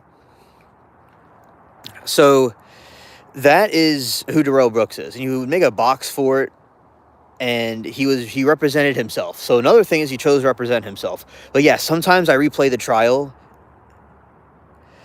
and he was really just a wicked fella and very messed up and gross. Okay, Carlos. Oh, that trial was a riot. Yeah, that's true. And Carlos says, "What's the story behind this one?" Okay, so this is what happened, and this has to do with the memberships in general.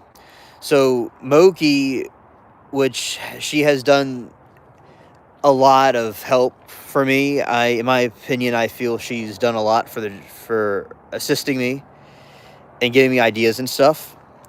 And one time, she was telling me I needed to start the membership thing after I got monetized. I mean, recently, I did the membership thing because I didn't have it before, but then I got it later, just like recently. And she told me that I need to have the tinfoil hat emojis and use a tinfoil hat as the icon symbol next to the membership names. So every member has a tinfoil hat next to their name. So that emoji you see, some people thought it was a mercury drop, but what it really is a tinfoil hat emoji. And it was her idea, and it was very brilliant. Because, like, we're conspiracy theorists, and we have our tinfoil hats on. That's what it is.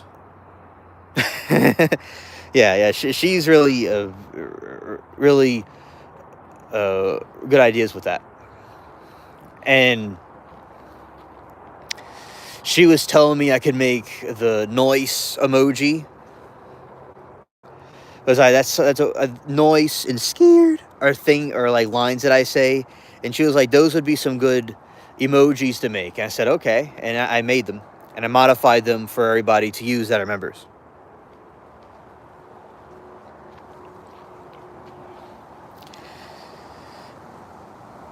Oh, thank you, Fax. Oh, and Princess T. Dot got one. And George. That's awesome. And also those other ones that got their membership too. Shout out to the other ones too. JM, Pong, and Independent. A shout out to those also. And thank you for gifting 5 super memberships. That's awesome. All right, says, where's the electric lettuce? If you're not farming the electric lettuce in the garden, what are you doing? I am monitoring the solar lettuce. All right, the electric, we could both agree that I'm doing nothing about electric. We both agree that I'm doing the electric lettuce, okay? But what we're doing right now is the solar lettuce, which is more advanced. I was born in the alien year of 4X2. That was the year.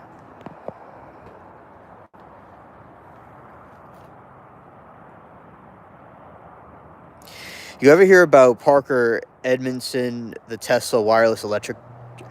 Okay, I know about, yes, I'll tell you this. I know about wireless electricity.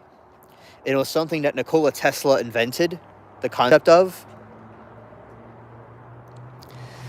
But I definitely think that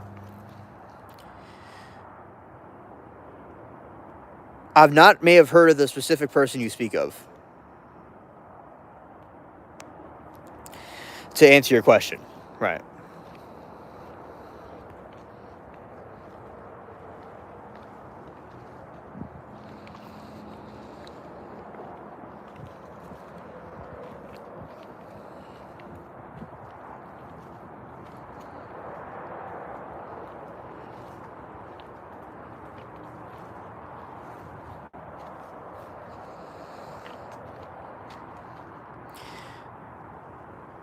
Oh, okay, Carlos. I will check him out. I'm glad that someone is continuing the work or research about that. That is a very incredible concept. I'm glad to know that other YouTubers are focusing on that. Thank you.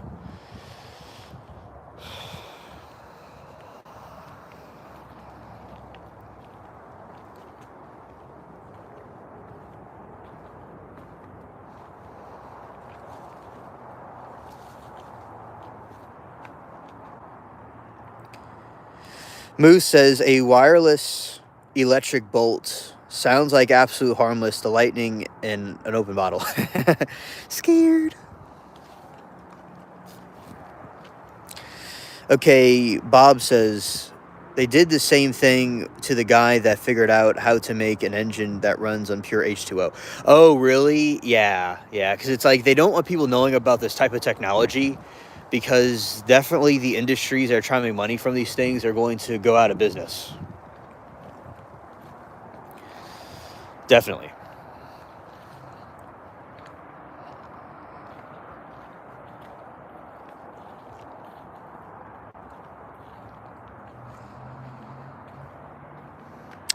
Hello, Mark. Welcome to the stream. Oh, they deleted him and Nikola Tesla. Duke. Hey, Duke. This is nice to see you on a Garden Live. Nice. Shout out to the chickens, the flamingos, and all the bullshit. Nice. Yes, I know you're saying they, quotation. Yes. Hey, brother, Mouse. I am talking about random things, conspiracy theories, or energy, science, whatever. And we're walking around watching the different things in the garden or garden animals. And eventually I'll be going into the other area to do the other part of the stream inside soon.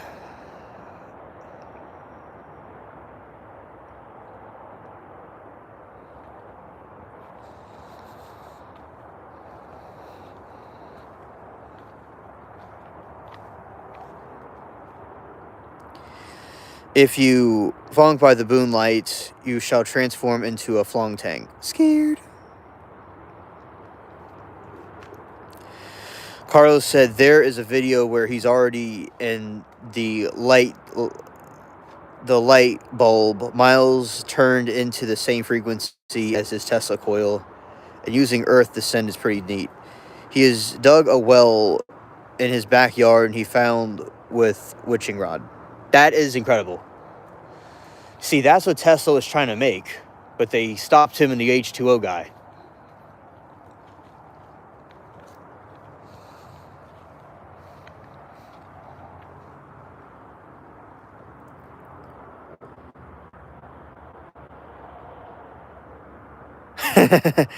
Mark, I think that people have already found that before and have talked about their tales. But definitely it's something that should be found if it hasn't already been, because it's certainly out there. Hey, Mark says, do you... the other guys, Bob says, cast off this taint and become taintless. Yes. Taintless is the key. Definitely. Taintless is indeed the key.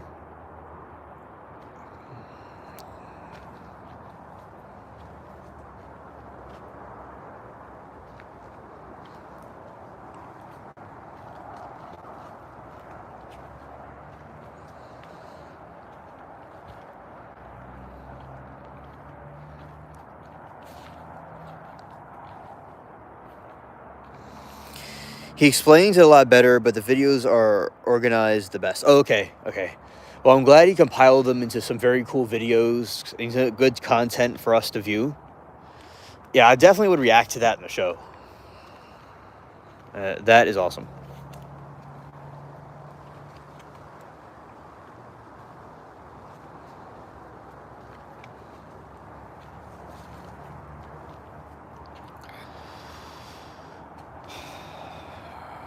Scared. All right. And yeah, because I think a Tesla's idea would have been completely enacted. It would have been such a different world of electricity than it is now. It would have been so much more sufficient.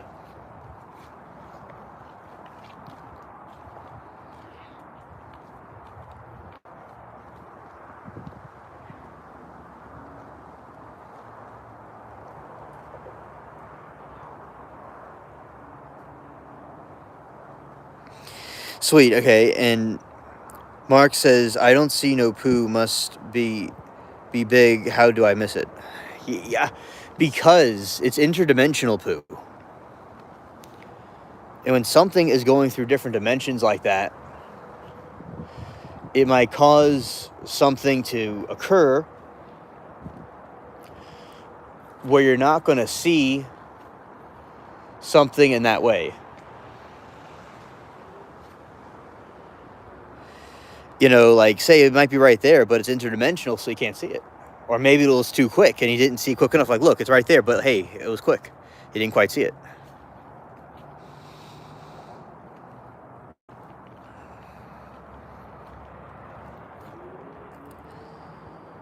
Yeah, see-through poo. Transparent poo. All right. And Carlos says, Tesla coil in the backyard is crazy. Sounds like reconstructing Frankenstein.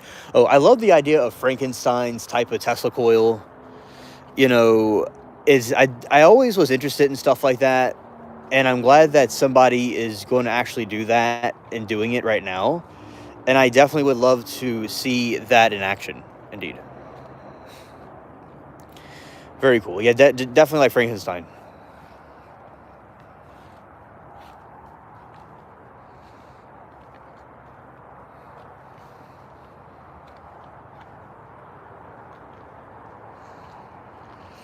Moose says, man, IDK, but what you have guys ever heard about the what if all this is? What about the bonkers talking about Odin and Jesus and supernatural beings telling him it's the truth? I used to watch him. I have heard of that dude. I think I've seen some of his videos before, but I've not really watched him too much. But yeah, that is something wild too. Absolutely. It's far out.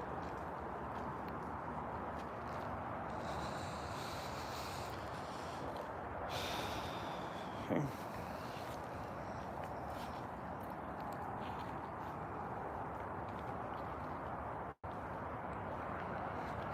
Everyone told me his entire life on a stream and probably lied about the abuse. He went completely skits.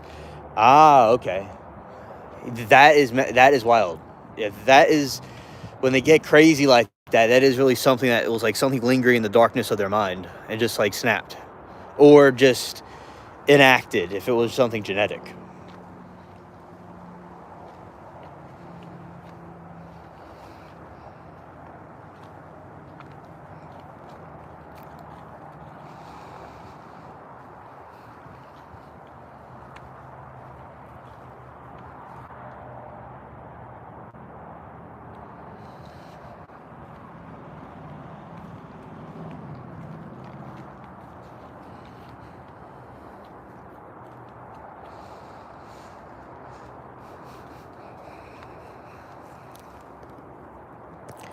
Yeah, definitely. Okay.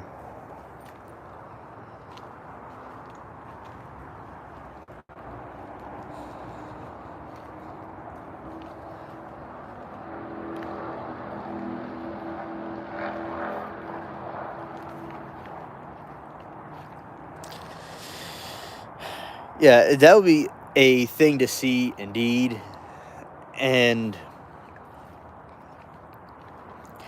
looking at this, yeah, it just he made some interesting stuff back in the day. I recommend anything 5 years earlier.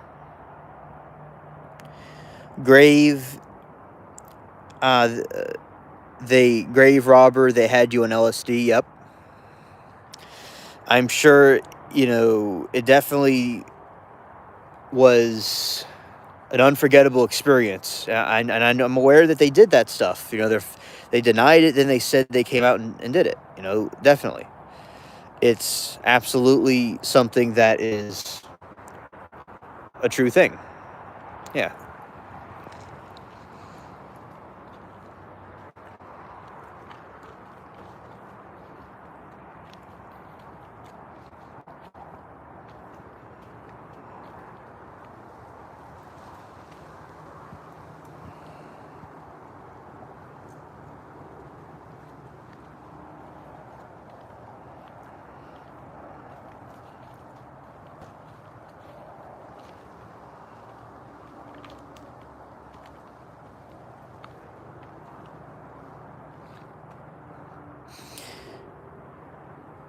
Yes, tell us about it if you can. Yeah, exactly. There are thermal cameras expensive. It depends. The formal cameras could be expensive. It just depends on what type you get. All right, Grave Robber says, I was a recruit in college and I took a test and the CIA used me to destroy my brain. Oh, well, that is very unfortunate about that. And they're going to do that to many people. Yeah, thank you for sharing. And Jay says, I think aliens are real. I think extraterrestrials are real. I think they could be a couple of different things. Now, I believe that there are aliens in other planets somewhere. But I do think it is possible some of the sightings that we see are also from either fallen angels or from demons, which is the same thing. It could be fallen angels, or they could be time travelers from thousands of years from now, or something from some other dimension that comes to our realm. But yeah, I do think that there are aliens from other planets, like the Ebians, for instance, is something kind of like the Greys. I think they are aliens out there. So yeah, I think aliens exist, and I think there's lots of censorship about aliens and these other beings, and they've been concealing it for far too long. So now they're going to have alien disclosure.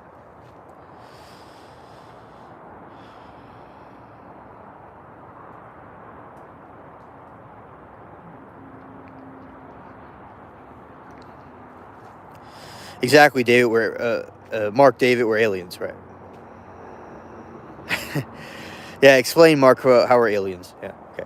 And Moose says, that's the common story I've heard, as well as getting Johns who hired agent prostitutes, get them high on LSD and test them. Yep. And octopus are aliens. Yeah, octopus are real something else. They have their brains are just pulsating with information.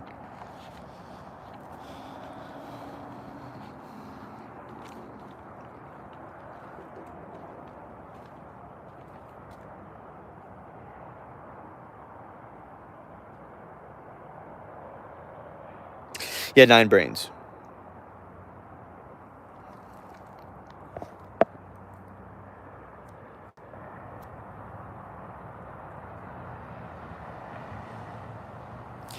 I think that I have looked into that before, but I have to look into it again because I don't quite remember it off the top of my head.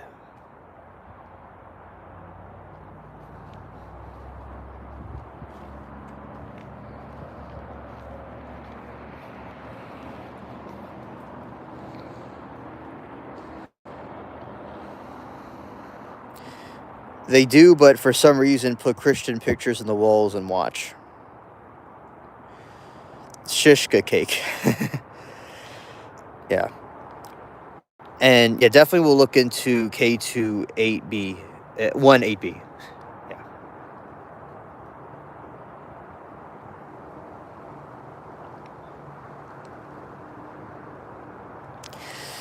Yeah. Moose says, is there a reason for the Christian iconography? You sure it's Christian, not extra Abrahamic?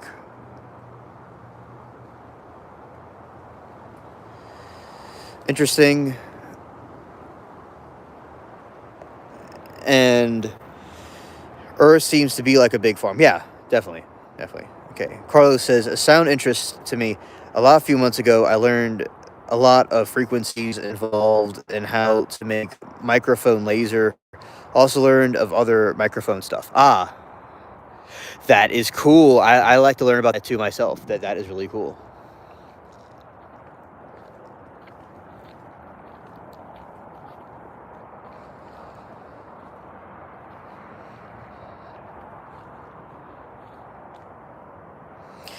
Has anyone in chat seen Netflix documentary called My Octopus Teacher So Good?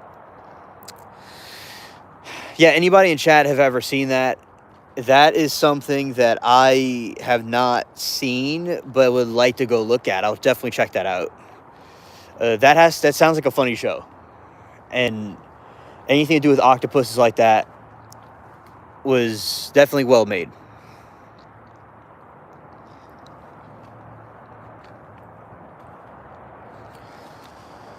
Okay.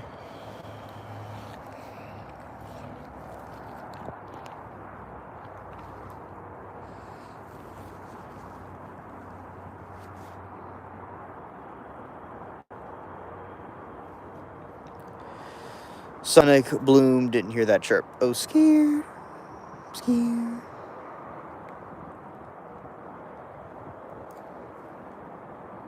Scared.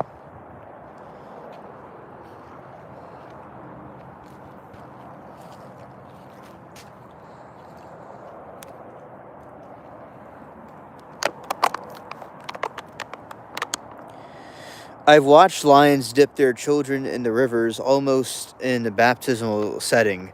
Go look it up. It's cool, and they have a culture.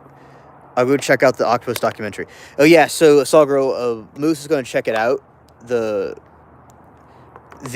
octopus.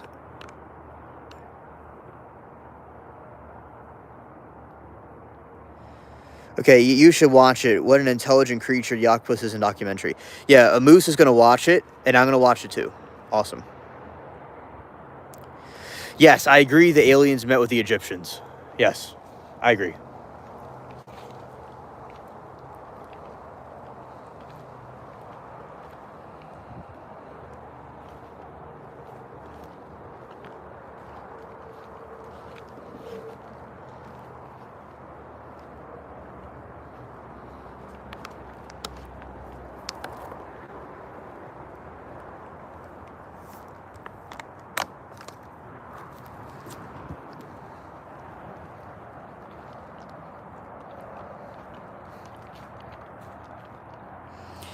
All right, and Audrey says, octopus documentary is fantastic. It shows them slapping fish just to be slapping them with their tentacles. That is nice. That is nice. I like the crow that stole money from its owner. I watch it. He'll watch it with his girlfriend tomorrow. She likes the stuff too. Oh, that's nice. That's awesome. Y'all are gonna have fun with that. Yeah, win for the crow. And Tam says, if you want to increase yield by 50%, 50% to 70% Sonic Bloom. Oh, okay. Scared.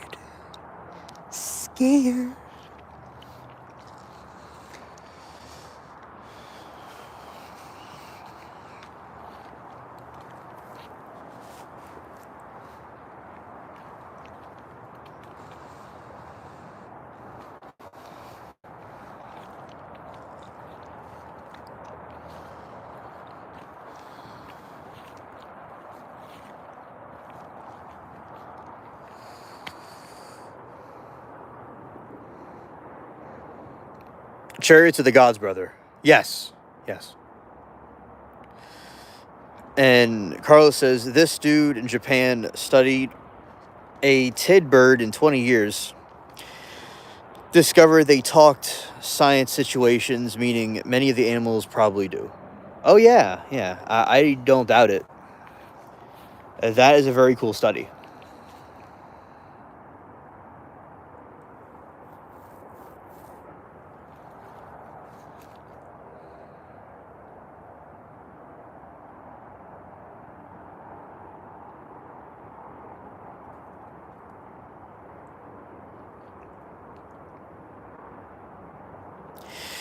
Mark, Gerald the dolphin is all about jokes. So there's this story of this dolphin, Gerald the dolphin, and there's this dude that was washed up on the beach, and he was claiming that Gerald the dolphin brought him to this secret base. So these dolphins brought him into a pod, or like in a dolphin cluster, and they brought him to a secret base underwater to build a dolphin base. And Gerald doesn't play around, and he was the guy in charge. So yeah, dolphins do tell each other jokes. That's true.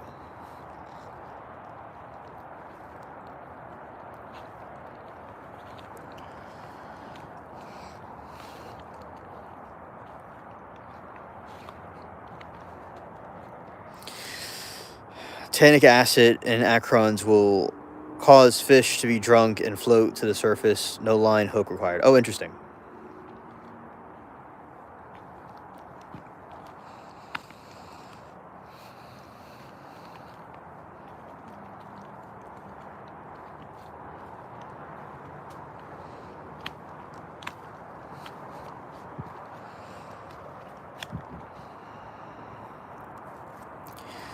It's awesome how we actively learning about animals' consciousness.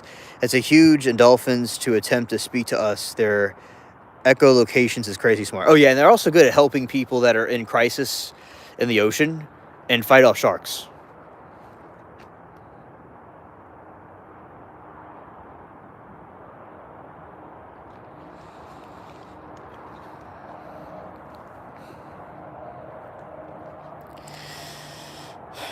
Jay said, I've heard my dad talk about some story on how Mars and Earth came way close, and mosquitoes come from Mars, and looking at humans, we are much more different to other species. What if we are Martians? Jay, there's a theory that billions of years ago, we used to be on Mars, and some nuclear war happened, and they brought us here. And if you, one time, Passion and I, this one of my friends, we were on the show and we're looking up things about uh, what about Mars and how we could be able to live on it and have a cool hot tub and stuff.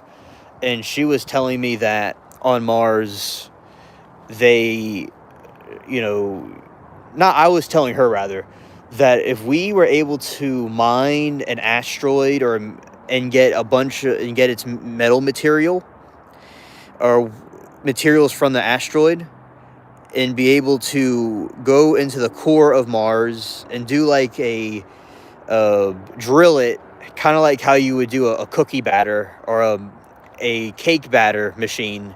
You'd be able to jumpstart the planet, and eventually over time it would get an atmosphere again. It would get water and rain and land. So at one time it may have looked like that, and then they blew it up or something. So they brought us here. That's the alleged conspiracy theory, or at some point it had life and something happened.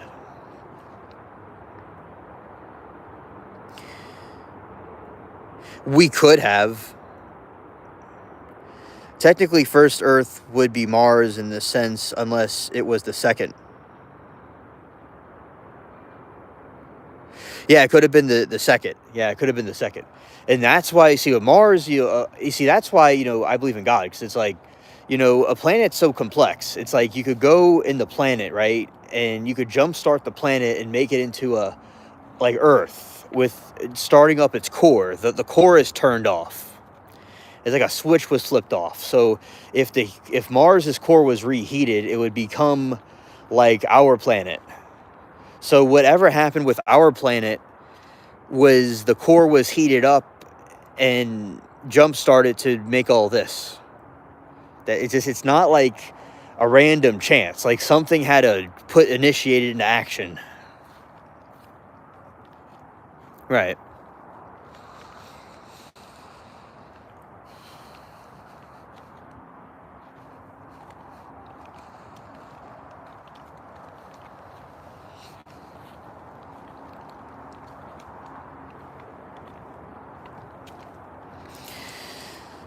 If that is true about us coming from Mars, then in my opinion, we have not learned our lesson. I think we're doing a pretty good job at being cruel species. Oh, Sawgirl, we're basically repeating the same mistake we did before. Especially like we're destroying the Earth. Yeah, we basically didn't learn anything and destroyed it again. There's a Twilight Zone episode. Exactly, Moose. Very good point. Yeah, there you go. The sun is hell. There's some truth to that. And yeah, there's a Twilight Zone episode about this dude going to a new planet, and he meets a woman, and he's an astronaut from another planet, and she's on this. He meets this woman there, and her name's Eve. His name was Adam, and he was on a planet called Earth, but he was an astronaut from another planet that was being destroyed. That's probably something what happened in this timeline. Right.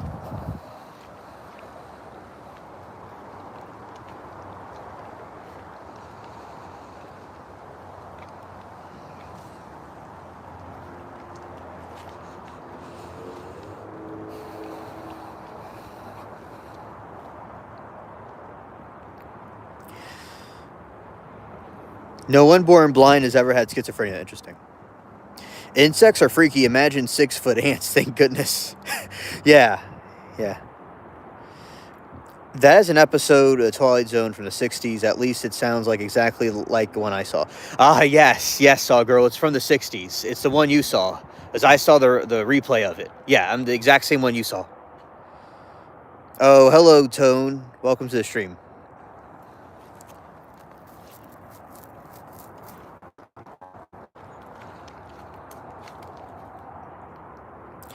Okay, what's up? You talking about Twilight Zone episode? Yeah, we're talking about Mars possibly being an origin of where humans came from. And I was talking about the Twilight Zone episode where this astronaut came to a different planet and he met a woman and he was at a new planet called Earth, and the dude sent him a transmission that they may be on this new planet with no hate or destruction and that they could have a better, safe planet. And it was Earth, but we're just doing the same thing over again what we did before.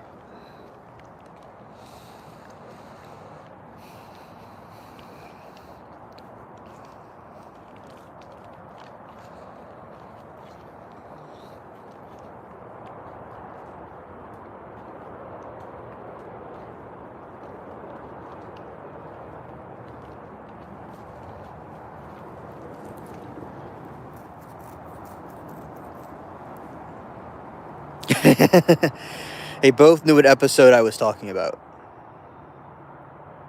Sure, Moose. Sure. Yeah, Twilight Zone is awesome.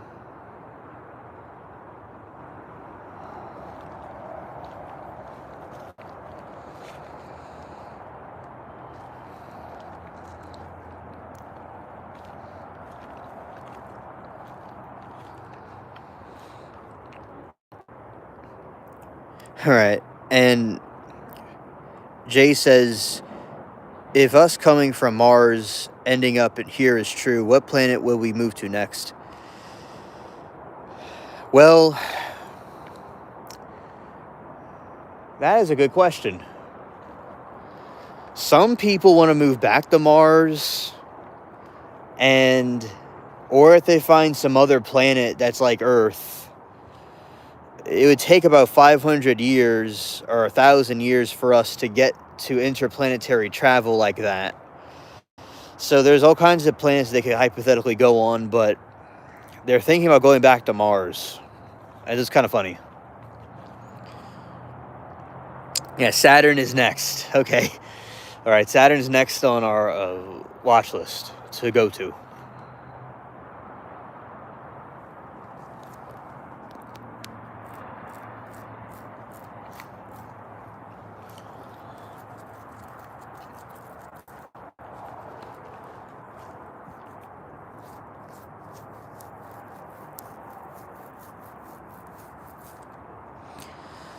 All right, and Mark says, I wonder what giants used to eat, like 100 eggs for breakfast, 50 chickens for lunch, 1 cow for tea. And maybe some humans too.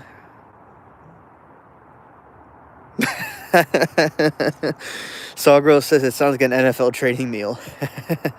Yeah.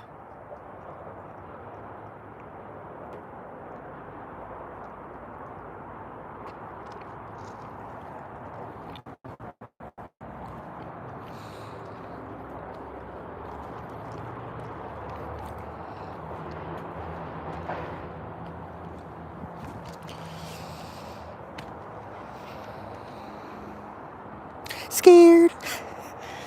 Yeah.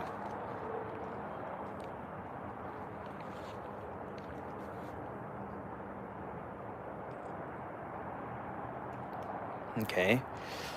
And soon in a moment, I'm going to move the stream inside and continue it from in there, which would be pretty cool. Hello, Lola. AI, welcome to the stream.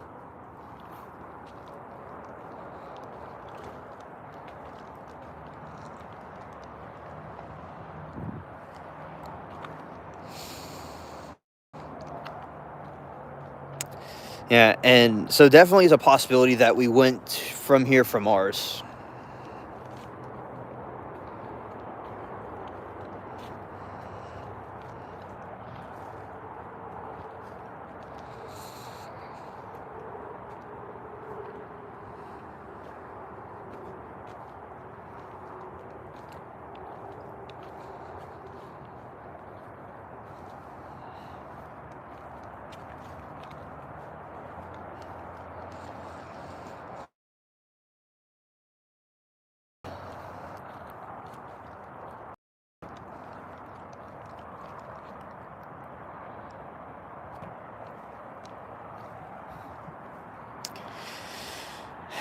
And what do you think of the McDonald's so-called meat patties? Okay, you mean the conspiracy theory that there's human meat in it, allegedly, human meat in it.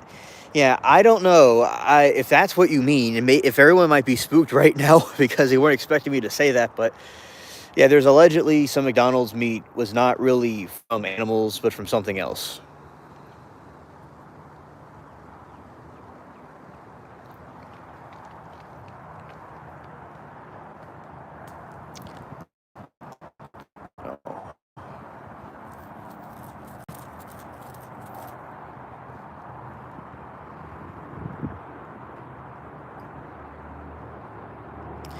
We come from the sea, according to Tam. Okay.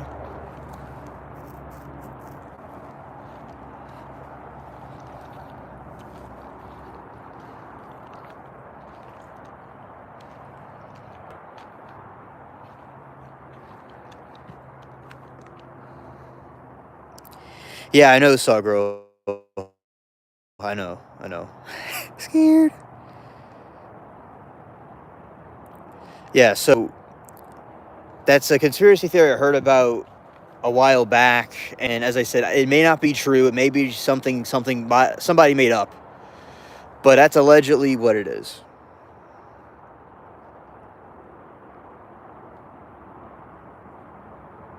Yeah, and so Tone says, I mean, I doubt it's animals, not real chickens or real cows, but yuck, which would explain why McDonald's isn't the best tasting. There you go. Mad years ago on Coast to Coast AM radio. My theory is giants is that they're and descendants of angels of the book of Enoch tells us these Nephilim can't see heaven or hell as their domain is earth where they were created and wander. Yeah, exactly.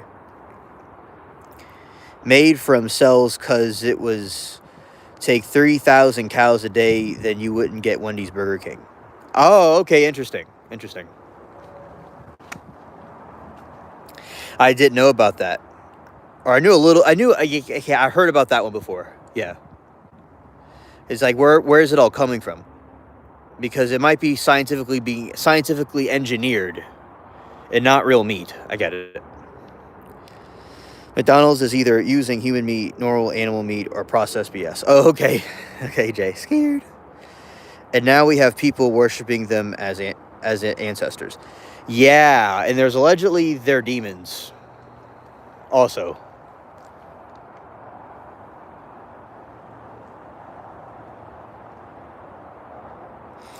McDonald's is interesting. Maybe artificially cloned meat cloned is sold a novelty food now, so right.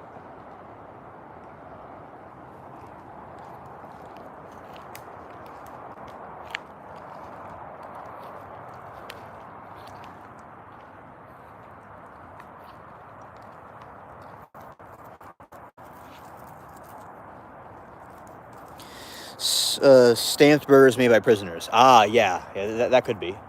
There's also some critters in there sometimes. Well, we don't really look in this area too much. There could be critters in there too.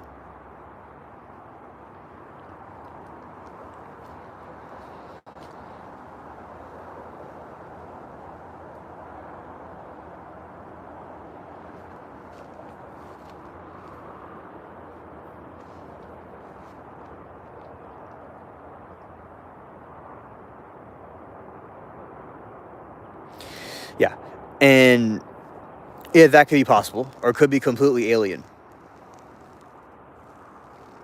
Roaches and coffee and peanut butter confirmed. Oh, scared. Scared.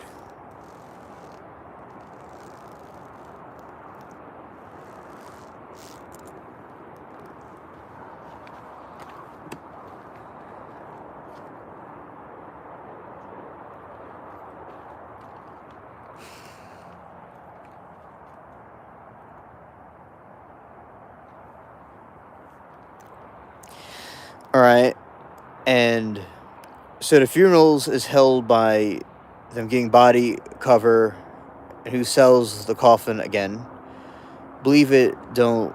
There are tons of videos to find them there.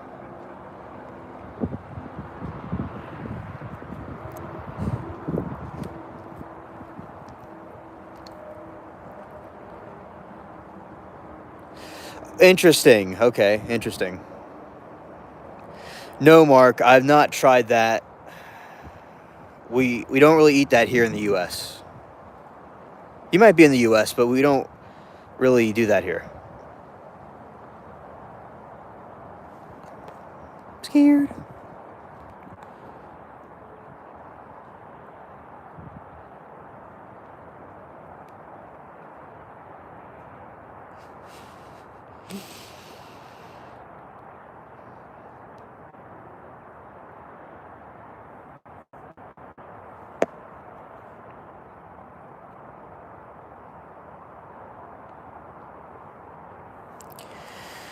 Saw Girl, I have never heard of that before. Maybe they do. I don't know. It's possible.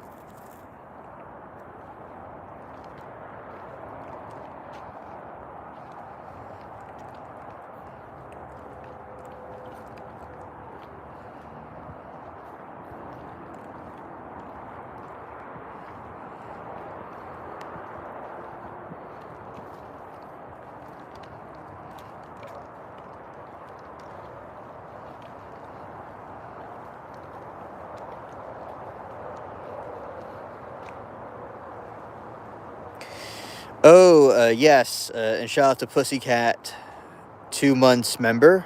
Awesome. Hello, boss. Mr. Alien, good morning, sir. Saw you on last night, but didn't come on. I went to sleep. Good morning, boss. Welcome to the stream. Oh, yeah, Bit. People eat roadkill, too. It's absolutely nuts. Definitely.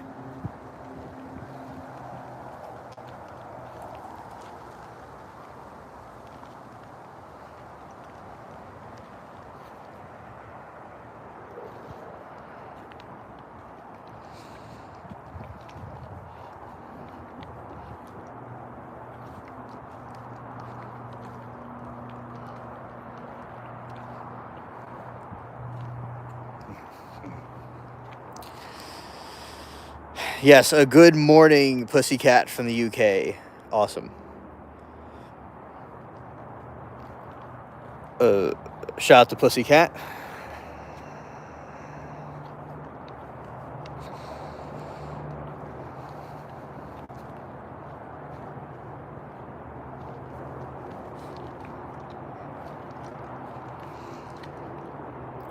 I seen one where a guy dents a coffin with hammers so they can't resell it. Oh, okay, okay. Scared. Scared.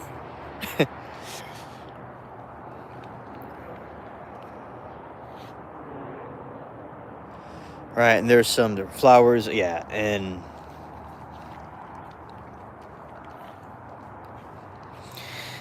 then our regular food here, broccoli.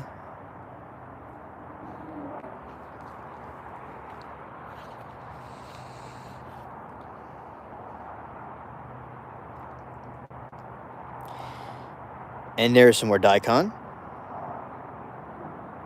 You know, and there's a wild onion for those that are just coming in. Very cool stuff. And then we're gonna have all this cleared out for more things we put here.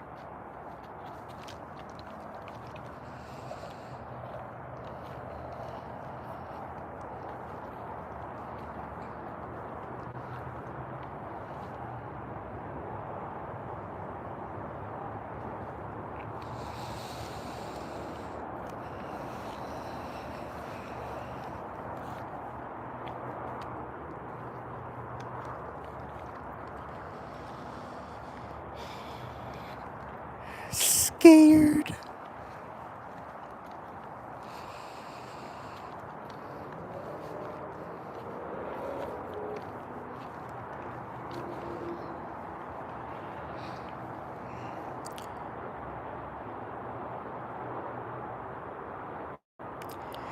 Thank you, Moose. I like that. Thank you. And I remember listening to Little Peep.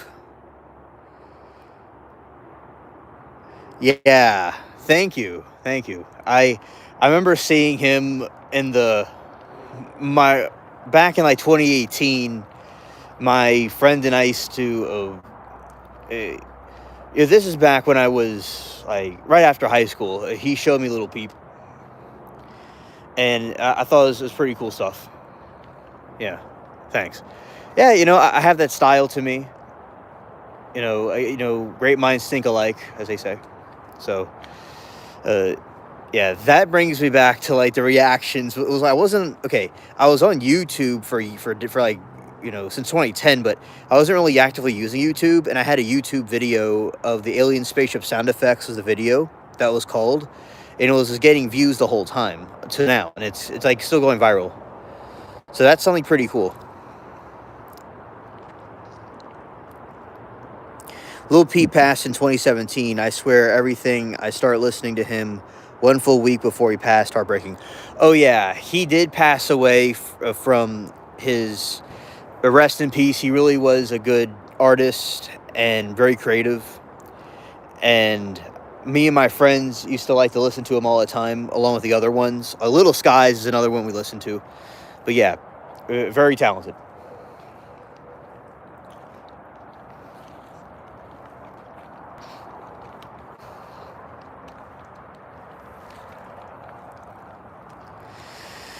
California, let's see. Most states through county, Georgia, where angels play, demons made, where make the Marvels. Yeah, the Marvel universe is very cool. And that's cooler to make movies of their boss. Oh, yeah, I said Fayetteville County, Georgia, where angels play, demons mode, where truest movie studios mark the Marvel.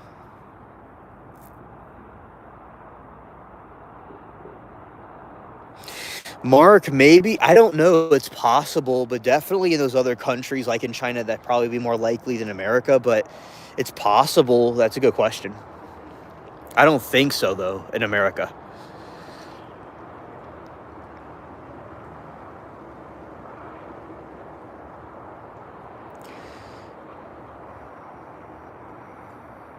Sargo, you seen Saigo? She's from the way. She is from the Day Bay area.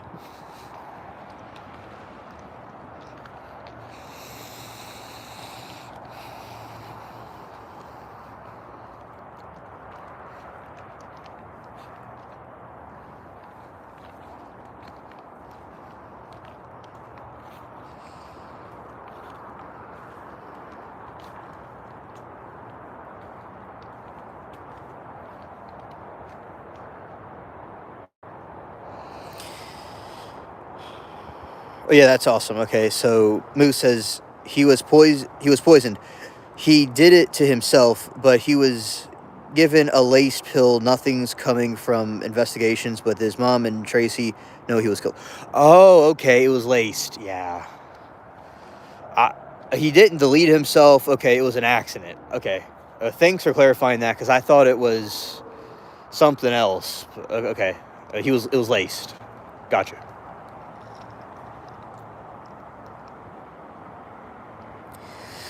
Why is Batman not Black Man? Because he can't go out at night without Robin. Scared. Me too. Marvel Universe and DC comic movies are cool. Yeah, I like Marvel Universe and DC Comics. There's amusement park when I was little would have DC type comic characters there, and I like Marvel too. I like both of them. Very nice. Like Superman, Wonder Woman, and then Spider-Man on the other side, and those other heroes. Yeah, very cool. And Captain America. Oh, I still have the comics. I have comics from like the 80s, 90s of those Marvel comics. They're very cool.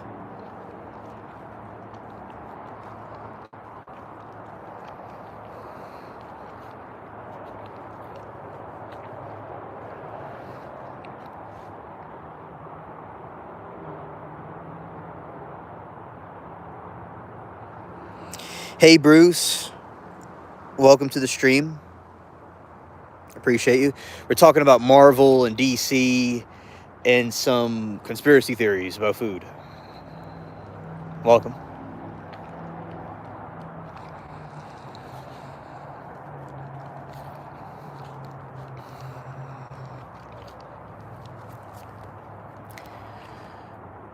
I wish I had a say in my comics from the 60s and 70s. Might be rich. Too bad. I didn't know that they would become collector's items. Yeah, there's no sound in space except on the spaceship. Yeah, comics are worth a bit. Yeah, I think I may have some from the 70s, maybe. I have to check. But yeah, I do have some really old comics. Yeah, and they are cool.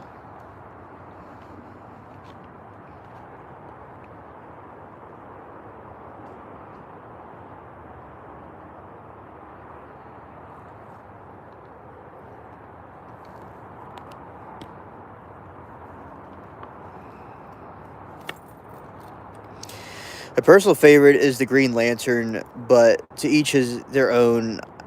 I may not like the Green Lantern, especially since Ryan Reynolds' movie.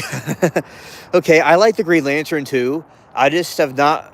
I like the Green Lantern because of the light auras. I think auras are very important, so I think that's pretty cool. But definitely is one I didn't see as much, but definitely a very cool one indeed.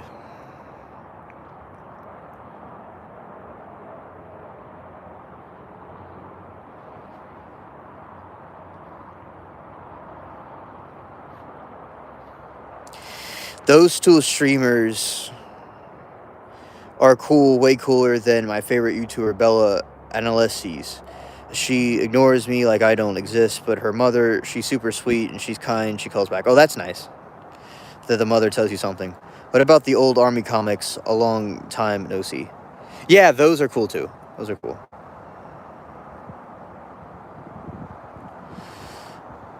Beetle Bailey.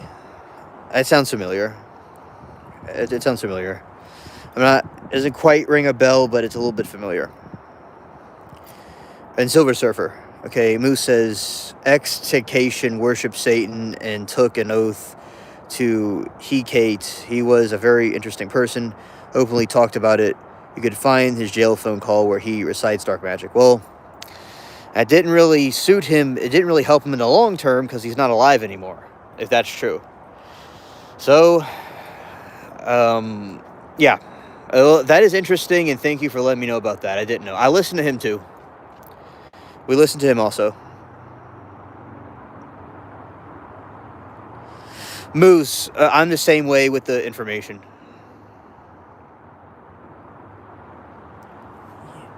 Yeah, I think I thought it was a comic book character. Okay, I got you. Okay, yeah. I think I've heard that before. Really tone like the Green Lantern. That's interesting. Low key favorite slept hero is Silver Surfer. Yeah, Silver Surfer is very cool, and like it just it is very chill and gliding around. Yeah.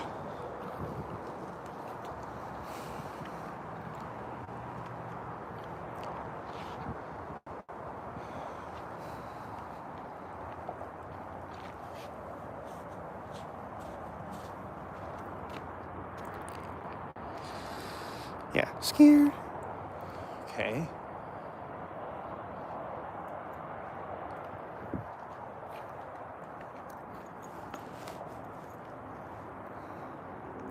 Yeah, so definitely those comics were really good, and the ones that you're talking about, Saw Girl, and some other 70s ones were really nice, too.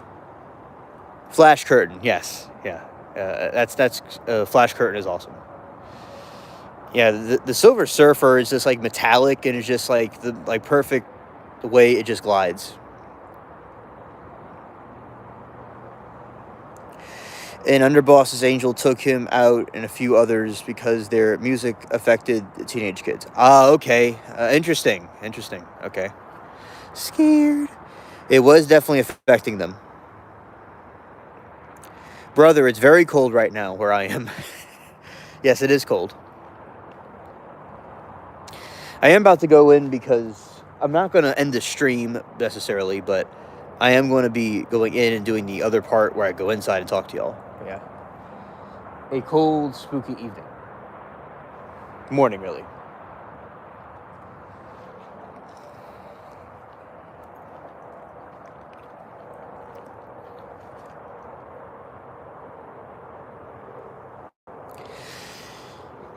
It'll be dark for a moment, then I would come back on. We usually do. Okay. All right, now it's going to be dark for a moment. Okay, since you don't use chemicals in your crops, do you have certain bugs that work as pesticide? Okay, I mean, there is mint that can be used. I grow them in certain seasons where pests aren't a problem. And if you grow it at a certain season, the bugs aren't even out yet. And they just kind of stay away from the plants. Sometimes they do get into the plants, though. There's also bug nets, and there's mint and birds and stuff. So that's how I would navigate those situations. Because it'll be hot enough to have certain crops, but too cold for insects to come out. He's a scare outside. Flash Gordon was cool with the cartoons and Black Panther cartoon. Yeah. Who says, I think he tried to leave the evil behind. He definitely tried good. I remember things that he did remember the good. I pray God forgive him, accept it. Yes. Amen, Moose. Yes, they are, Roman. You are correct. And there's plenty of ladybugs around here. Be back in a moment.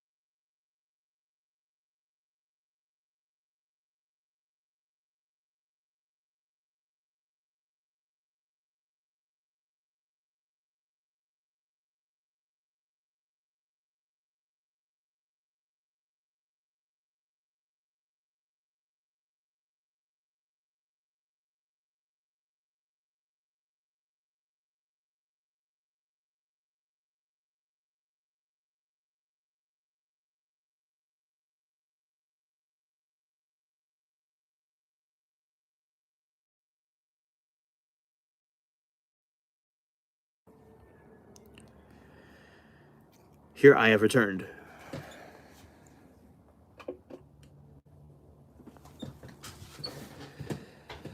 Okay, and hello everyone, I am back. So, he never ate a Tide Pod.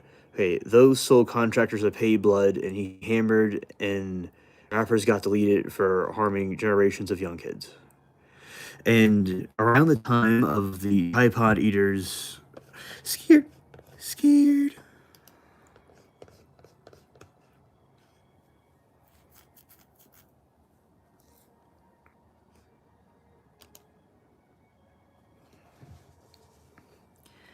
Yeah, so I definitely think those comics are very good for people to, look into as well.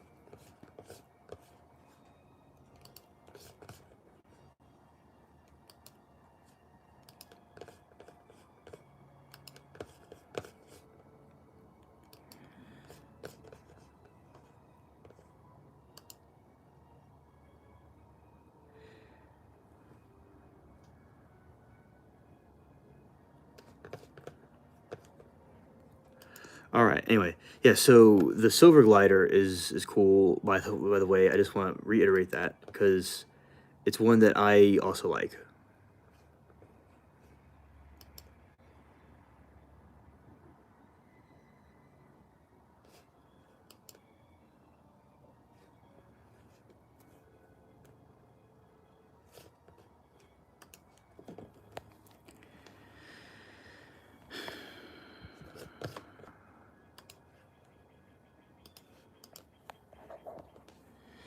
Okay, so, however, they gave thousands of dollars to children living in communities, things that need to be wanted, instruments, tablets, shoes, and try to warn the youth about perpetual racial violence.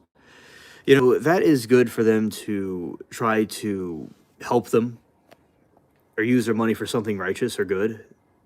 That is true. And I would hope that they would continue to do that and not use their skills for something bad. Yeah. He probably did eat Tide Pods and was a dork that gave bullies what he was, a little kid, sad. Cord, yeah. Yeah, and we certainly do not want bullying or anything like that. We want them to use their money and their power and influence to help people that are in need and help people that are going through different problems and stuff and not causing more problems. Because definitely, when gifts are given, they should be used for good.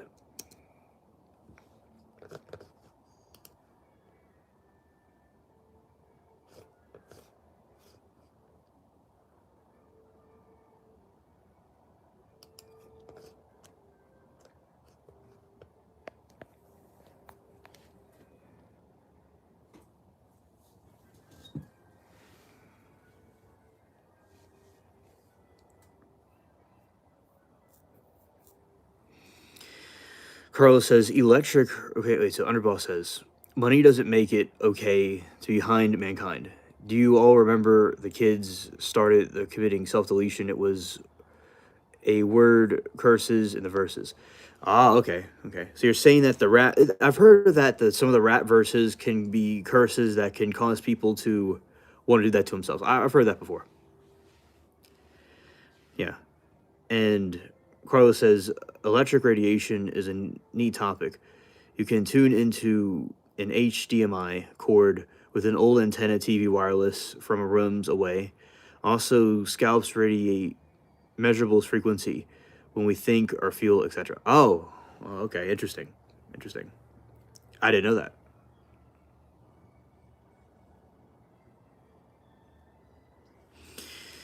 All right, boss, let's see. Let's try to find this.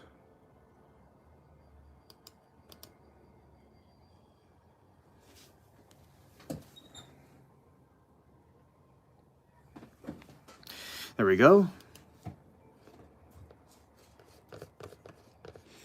Now let's go here.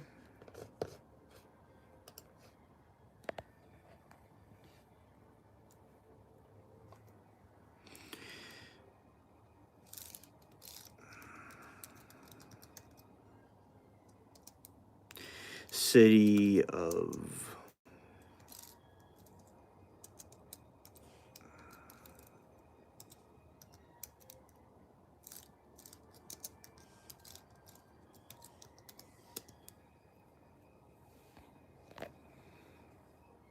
All right, appears there's Peachtree and okay, so in Peachtree City, the term which is most frequently associated with the annual Witches of Peaches Tree Paddle Festival.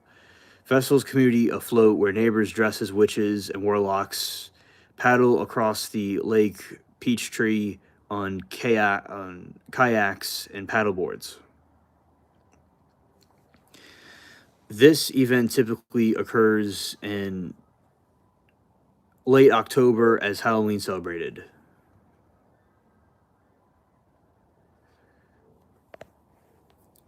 All right, and there's a no more ritualistic coven in Gaia, Convertry, England. The coven mother, Julia Aspinall, they are a well-known group that meets regularly for rituals, including full moon ceremonies. They organize festivals and pagan witches, which draws thousands of attendees to the Philonography, Fillingly area in Coventry.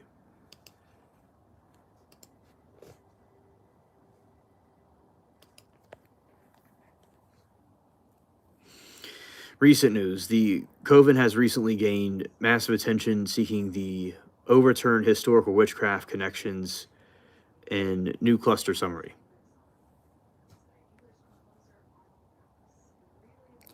So it looks like in Peachtree City, specifically Georgia, there's a coven of witches, it seems.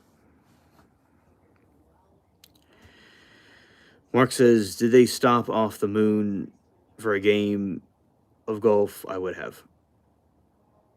They step off the moon for a game of golf? I would have. Well, yeah. That's certainly what I would have done too.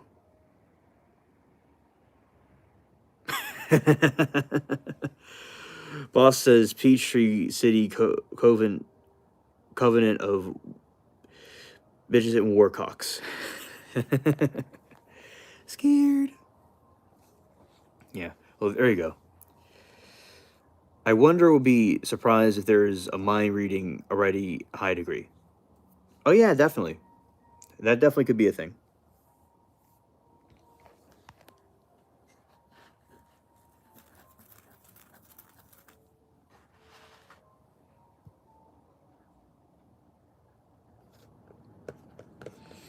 Yes.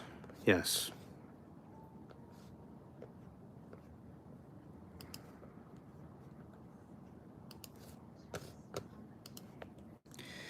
From the Bible.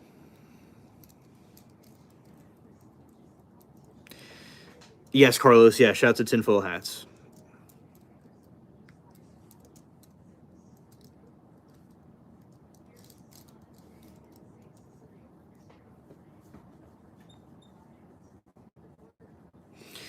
And it just shows you how God can turn things around when he was persecuting a lot, and then God went and enlightened him. East Point Courthouse in Atlanta, Georgia. Okay, boss. Thank you. Thank you. And that's where the location is.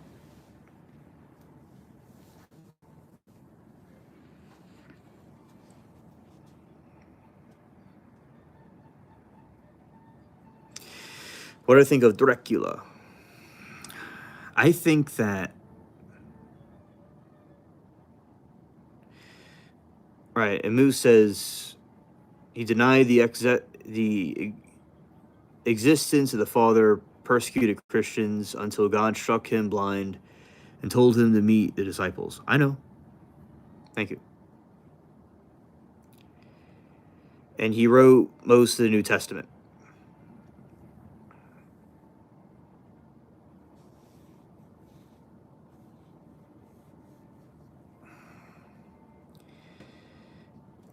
And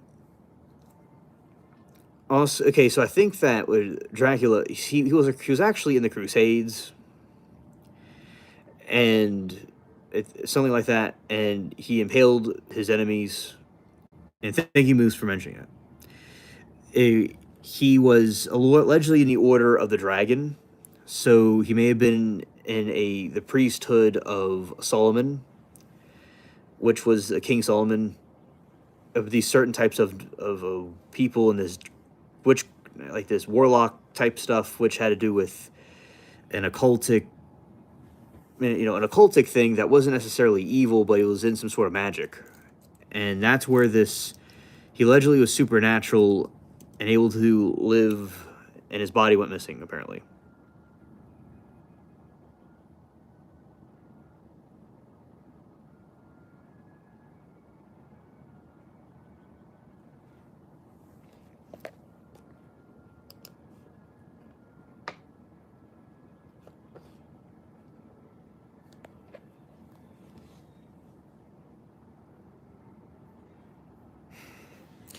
I don't even remember. I don't remember how to laugh like that. Yeah, I don't remember how to laugh like that, but Blah, blah, blah. Maybe it was something like that. I don't remember, but I have to go back and look.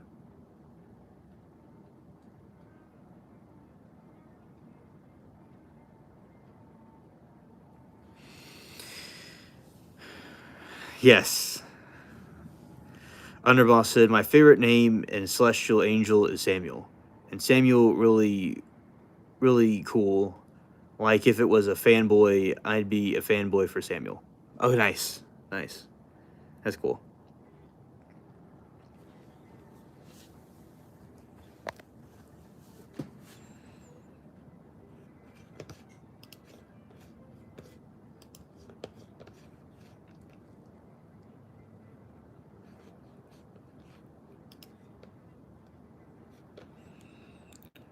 Nice.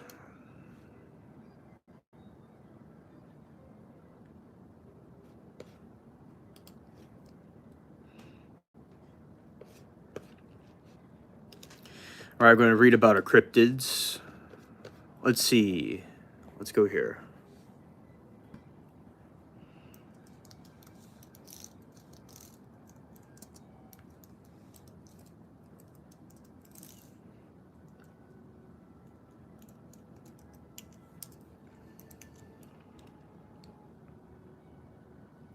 Storms brewing around my house. It's nice because it hasn't been precipitation for a while. Oh, okay. Okay. Well, I'm glad that you get that.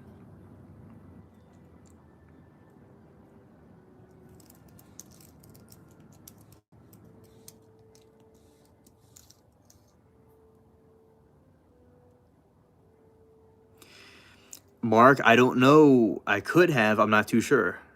Have I had black pudding before? I'm not too sure. Scared. Yeah. Yeah. I sent some of the storms over your way.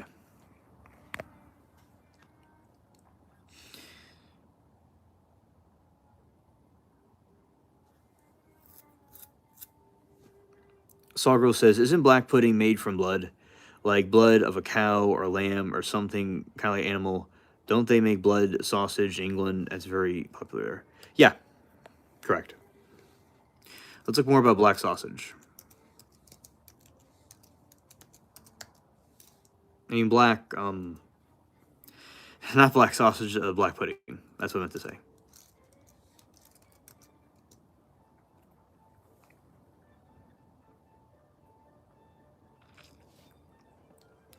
Black pudding is a traditional blood sausage staple in the UK, Ireland, consisting of animal blood, usually pig fat, and cereal binder, like oatmeal or barley. While widely considered a savory breakfast item, its history is deeply tied to the resourceful using every part of the slaughtered animal so nothing went to waste.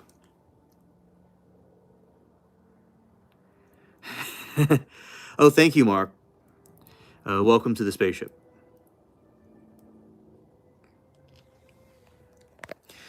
Core ingredients flavor. Ingredients modern recipes typically use pork blood mixed with beef or pork fat, onions, and grains like oatmeal and barley grots. Taste profile. It is rich, earthy, and nutty flavor with a dry, slightly crumbling texture that is often seasoned with spices like white pepper, mace, and allspice. Yeah, there you go. Yeah, hit that like button and subscribe. I appreciate it, Sawgirl. Thank you.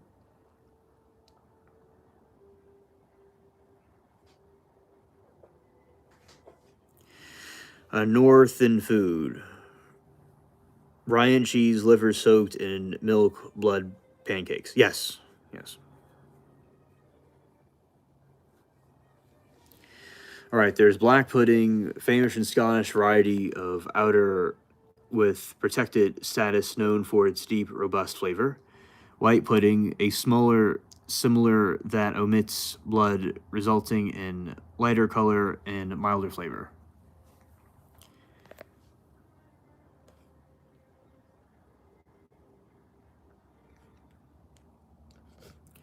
Yeah, that's what that has to do with.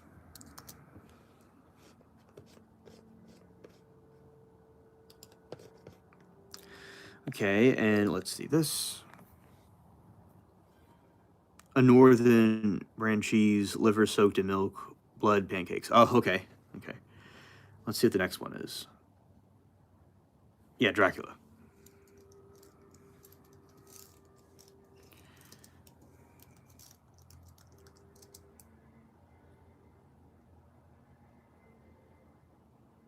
Yeah, it does remind you of, yeah, it is like Dracula, definitely.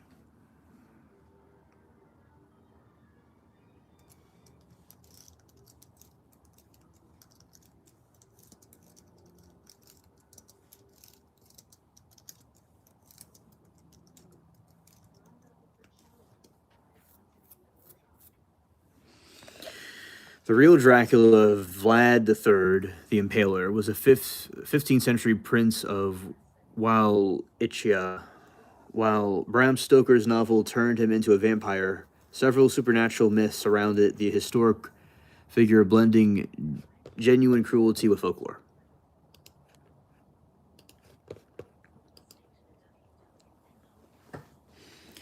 Local Romanian folklore suggests that the man, as a wicked as Vlad, could not rest in peace. The myth. It was believed that if a person was excommunicated or lived off the extreme violence, their soul would be trapped in their body, turning them into a strigoi, troubled spirit, or vampire.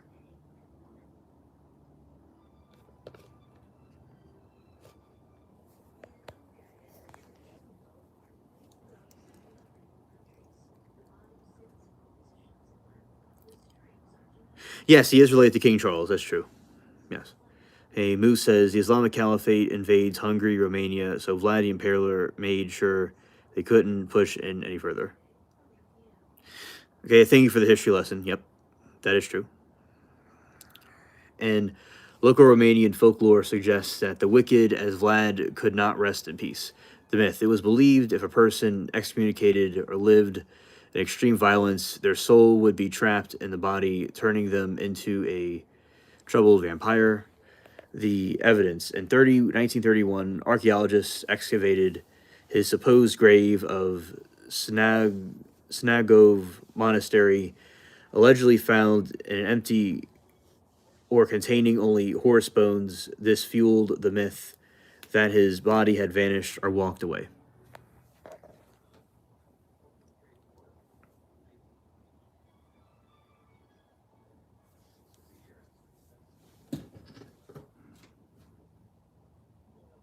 Yeah, King Charles is related to Dracula. Yeah, through his one of his great grandmothers was related to Dracula very distantly.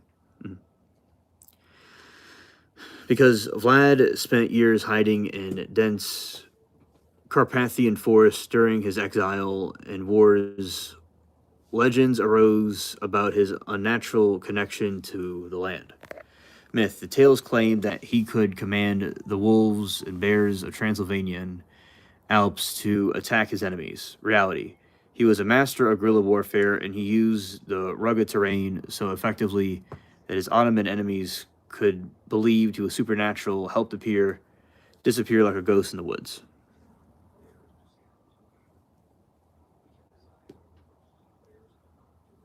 Oh, you too, Carlos? Okay. Scared.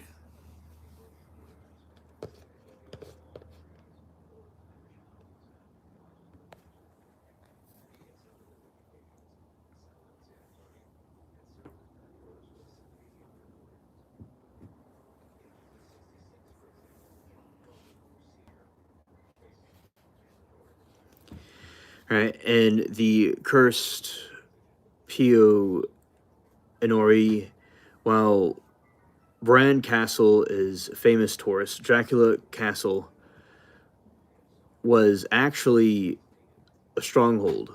The myth legend says Vlad's first wife threw herself from the tower in Agri's River to avoid capture, and her blood stained the rocks forever. Supernatural activity. Locals have long claimed that the ruins are cursed and haunted by the Impaler's victims in 2017, and the castle was actually closed to tourists because of an unnatural number of aggressive bears, which some joked were still protecting their masters.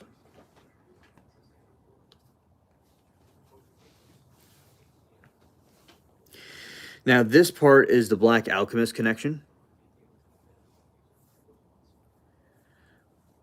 Some fringe myths link Vlad to Manus, a legendary secret school of Salmonary wizards hidden in the mountains. So, Moose, this is the part where Dracula was connected allegedly to these ancient like cults, like this like witchcraft stuff.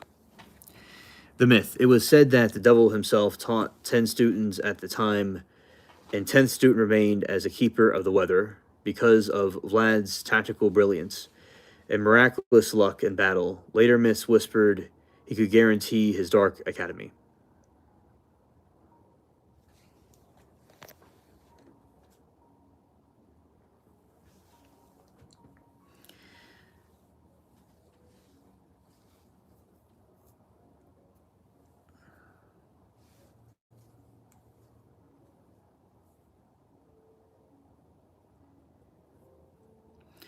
Protection through terror.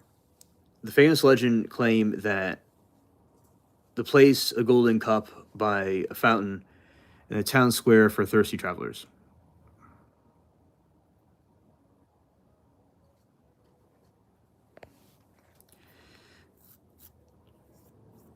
Boss says, my grandfather catered Queen Elizabeth of England's trip to Nigeria when she visited. Oh, interesting. Interesting. Yeah. My father's side is from England. Is from London. So, yeah. Yeah, she did go to Africa at one time.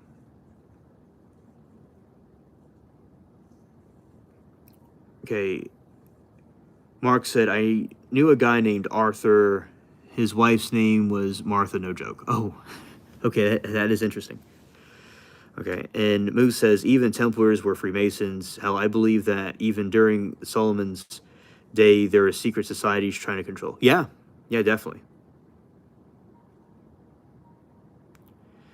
Yeah, and Boss says he rejects those clowns, the Freemasons. Yes, yes, right. Yeah, right on. The king doesn't know if he's Arthur or Martha. Okay, okay. Protection through terror. Miss even that the cup was pure gold and left unguarded. It was never stolen during his entire reign. Well, this was likely due to his terrifying punishments, the impalement rather than magic.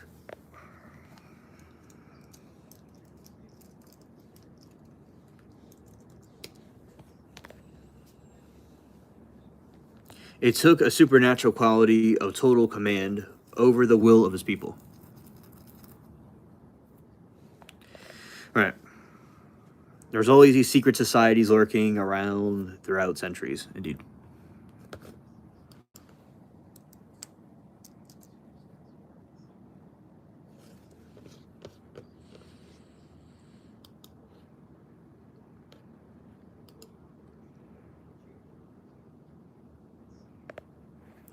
It's anti-Christian to control through secrets. Yes, and Jesus did everything out in the open.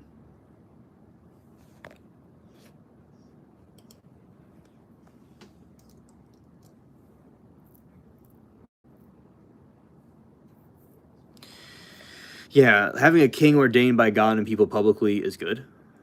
Absolutely agree.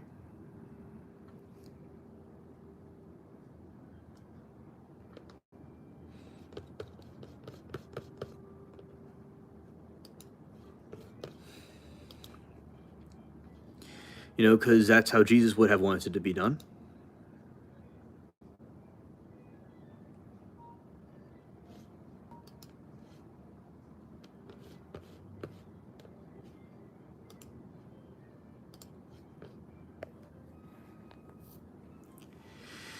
Oh, hello, Crazy Mary. Welcome to the stream. Yes, I'll be covering it tomorrow, or today. Yes.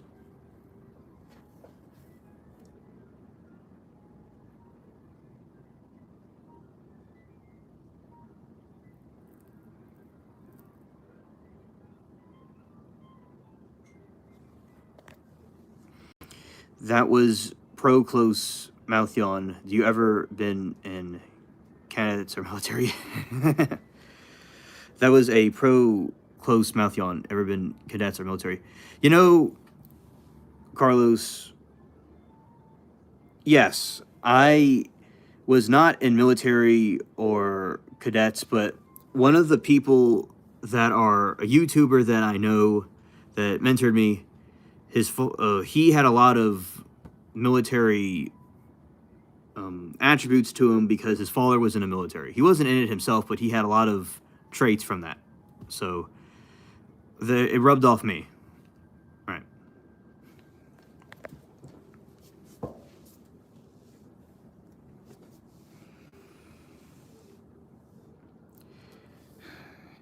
Yeah, and that was already today.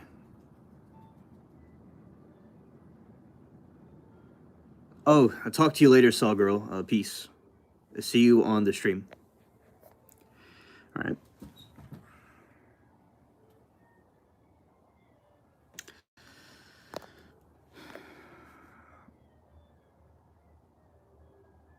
Oh, you were in the Merchant Navy 18 years. Oh, that's nice.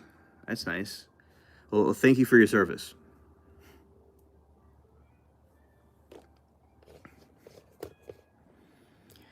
Okay, let's see.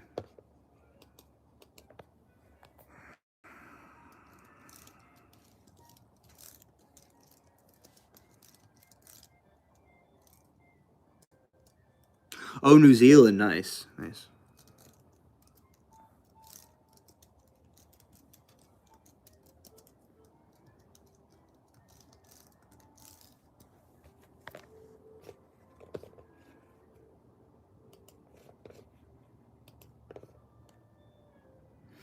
And New Zealand's a really cool place.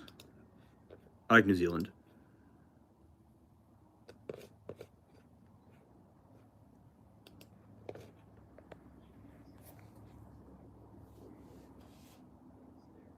Oh, he was a Merchant Navy cook. That's good. That's good. Oh, Moose, thank you for your service. You're about to be service, and you too. You're for your brother, Crazy Mary, also. 20 ships. That's awesome. That's awesome. Yeah, we appreciate those that serve their countries and our allies. We appreciate you very much. And the ones from our, America and our allies across the seas or Canada. They're very cool. Yeah, it's definitely, obviously I like the sea because of the hat, but yeah, the Navy, it's any kind of profession in it is lots of discipline, definitely. All right. All right, the Transylvanian border. Okay, there's the.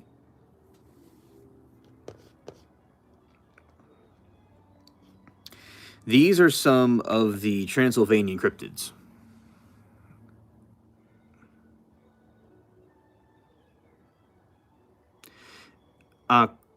Karoa is your favorite place in New Zealand. Oh, awesome. Awesome. Yeah. The South Island. Mark said, got scary sometimes. Say, scared. Yeah, scared. Nice. I'm in BC, wild, 4:01 a.m. already. Time flies with these streams. Yes, yes. The time flies with these streams. Where I am, it's 6:12 a.m.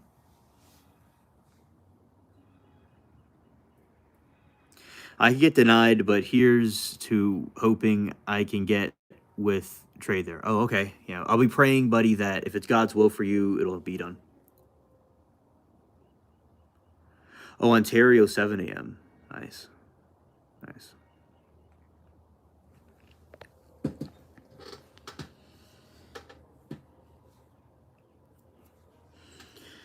The Strigoi Mort renamed corpses, reanimated corpses, rise from the graves, tormented their families, and drain their vitality.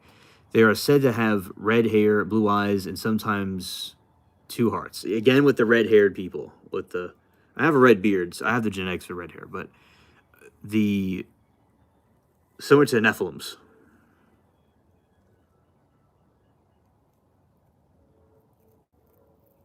Yes, yes. Thank you. I wish all that for y'all too. Yeah. Right now it's Tuesday, April 7th.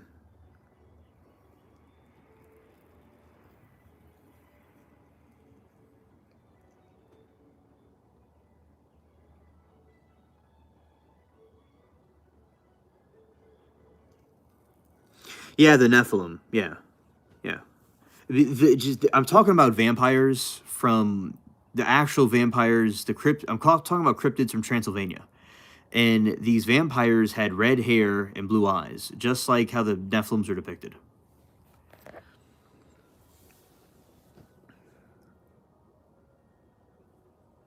In the living Strigoi, these living people born with a caul fetal membrane or a tail-like protulsion who are destined to become vampires after death but possess magical powers while alive.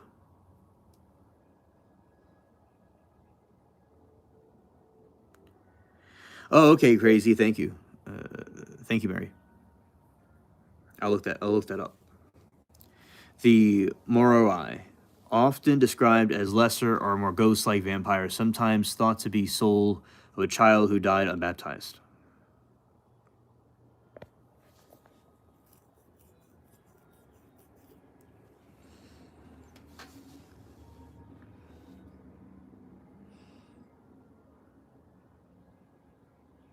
Oh, really? Really? Interesting. Interesting. Mark, that's really cool. Ramu says it's kind of crazy when you hear about red noses like clowns and then you see strawberry noses in Celts. Yeah. Lindsay, I am doing fine. We've been having a really good stream talking about all kinds of things, ranging from like paranormal things to comics and like DC, Marvel, and food and cryptids. We're kind of like all over the place, but yeah, it's been a really good stream, Lindsay. Hope you're having a good morning. Yeah, pale. Yeah. Well, I'm pale usually, so I might have some vampire in me. Scared.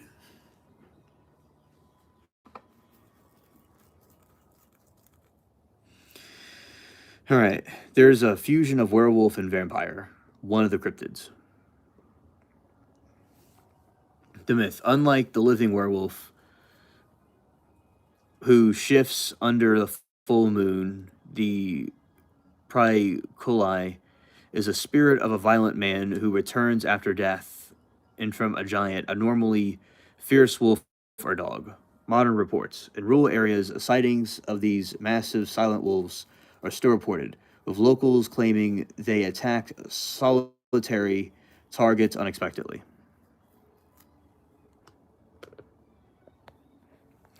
The Solomonari, legendary wizards who were said to be trained at the Sholomanis, secret underground school run by the devil. They were able to ride the Zemu dragons, though through clouds, control weather, and bring rain or hailstorms. Kind of like the cloud seeding.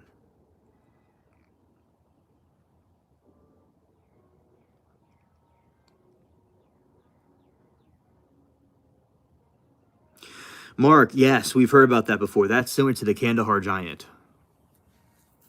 Yes, with 6 fingers and 6 toes. Yeah, that's a Nephilim trait. Interesting.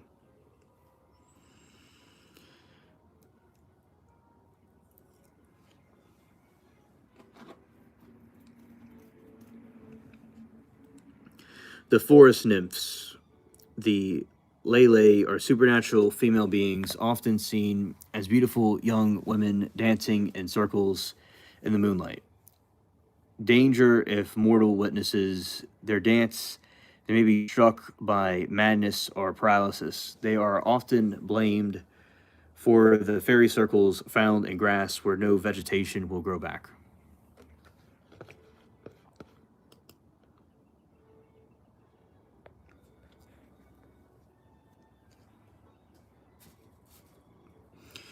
A more modern cryptid report describes a giant fur covered beast with massive stroke like beak wingspan of 39 feet. Some cryptozoologists speculate this could be a surviving relative of prehistoric Pretosaur, which was native to the region.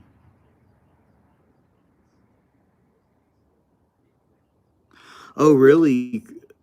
A cat with that is definitely a sight that has not been seen that often. Yeah, that's definitely a trait from the Nephilims.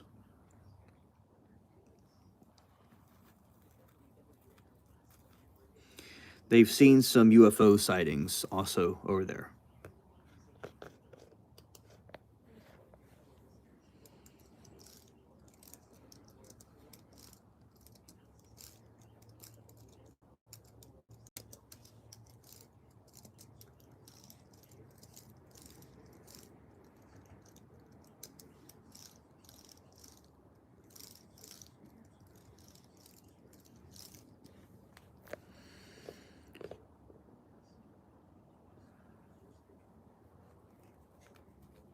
Your own son owns a mancoon with the six toes. Oh, that is awesome. That is awesome. That is a Nephilim feline.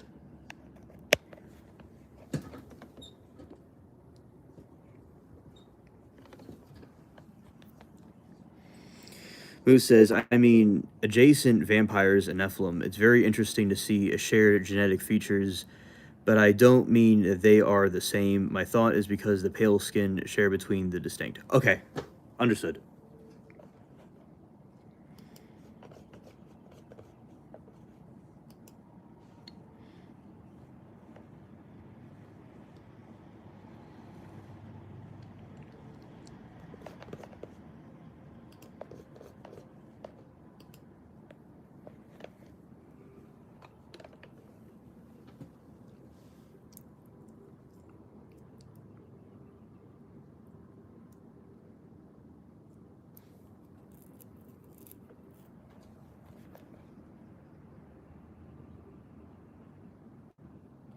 Remember the stories from the Bible, humans living hundreds of years?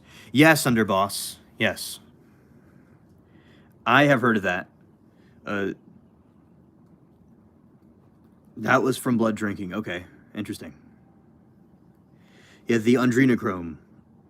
The Bible talks about adrenochrome.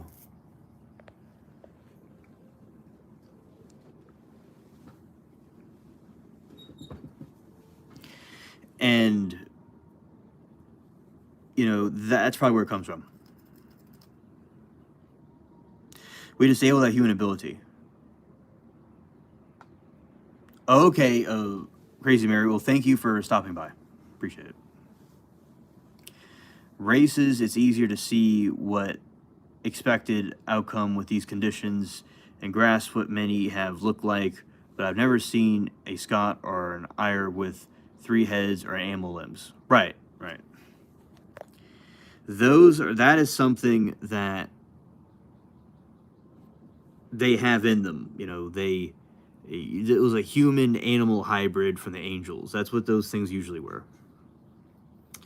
Mark, they put them in Timu pods and they project them out in these pods and they just disperse in space.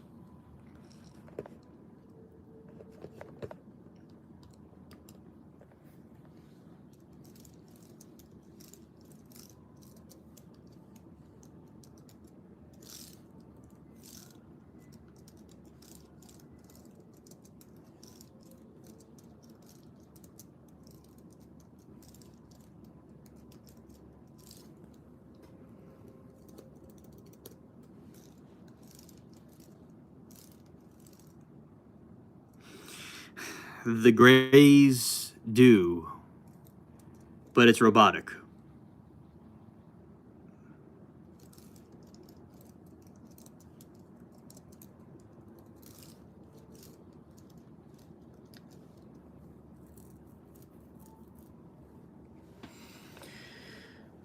All right, I'm going to tell you all the story of the giant of Kandahar.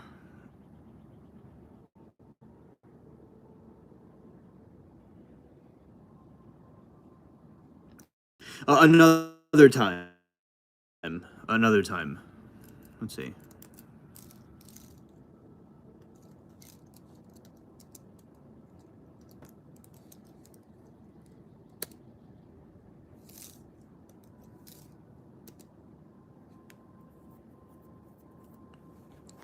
Well, they have a laser gun that could zap memory pretty quickly.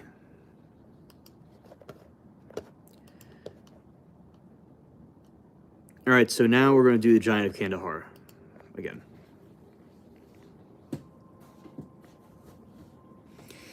We weren't looking for monsters. We were looking for a missing squad. We'd been trekking through those jagged Kandahar peaks for hours, the kind of terrain that eats boots and breaks ankles. The silence was the first thing that felt wrong. No goats, no birds, just the wind whistling through the rocks. When we rounded the bend and came across the entrance, a smell hit us like a brick wall. It was a stench of rotting meat with something metallic, like a butcher shop left out in the desert sun. Then we saw the gear, smashed radios, torn webbing scattered over the dust, but no bodies. Suddenly, the ground didn't just shake, it thudded. This thing stepped out of the shadows of the cave, and my brain just flat out refused to process what I was seeing. He was easily 15 feet tall, with hair the color of rust, iron, and skin, with withered leather. He didn't look like a man, he looked like an ancient pillar of muscle. Before any of us could even scream a warning, he levied this massive primitive spear, moved faster than something that big should be allowed to move. It caught Dan square in the chest, pinning him to the rock and wall and butterfly on a board.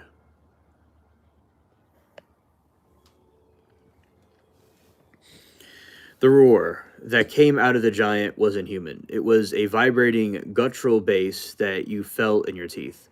We just opened up. It wasn't controlled bursts like they teach you at Bragg. It was a pure, panicked survival. I remember the muzzles flashing light. As his face, he had 2 rows of teeth. His eyes looked like a burning coals, pumped with hundreds of rounds, 5.56 and .308 into him. And for a second, it felt like the bullets were just disappearing into his bulk. They took it all, swaying like felled oak, before finally crashing down.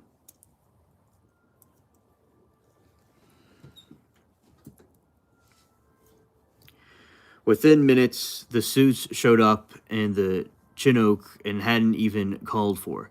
They didn't ask if we were okay or how Dan died.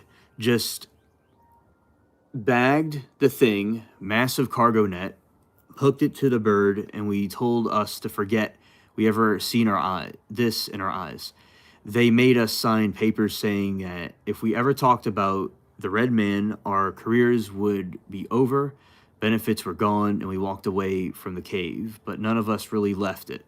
You don't just go back to normal patrol after you've killed a myth.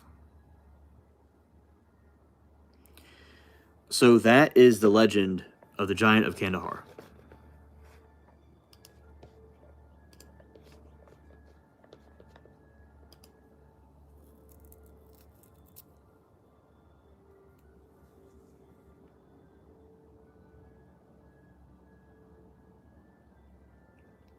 Right, right. And it's up to y'all. See, does anybody think this is a real story? It's okay if you don't think it isn't. It's okay if you think it isn't, but it definitely coincides with the biblical depictions of the giants with having 2 rows of teeth and 6 toes and 6 fingers. It goes along with that, and you see their Kandahar is very remote and secluded, so that's why they think that there may have been something else lurking within those regions and that the stories were true. I think it's true personally, but it's up to y'all to see what y'all think. Yeah. Whoa.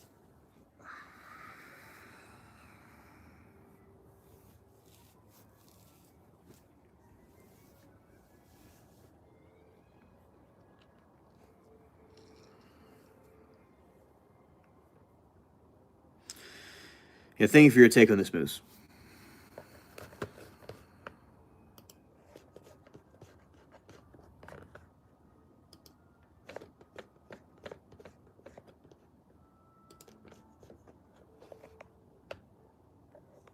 Yeah, I think it's a cover up, and they say there's no record of it, but I definitely think it's a cover up.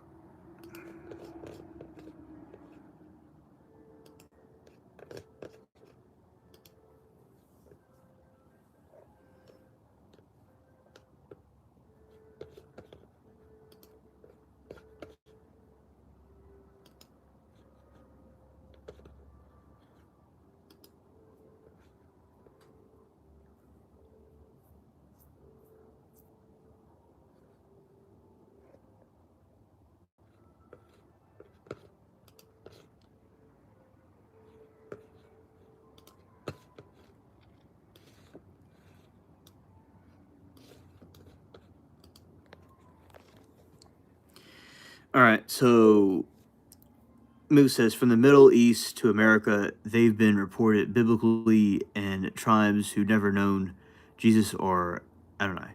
Yeah, they're reported by all kinds of civilizations all over the world. There's these giants describe the way that these things looked. So I think that is adds the possibility that it was actually true over something that wasn't true.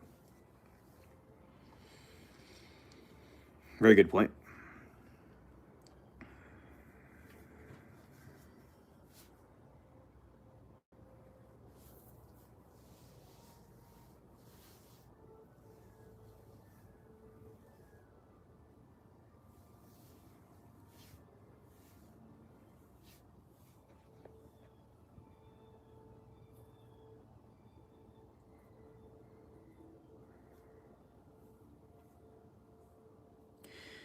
So my thing about it is that these giants were real and they did exist at some point, and they definitely these stories I think were true.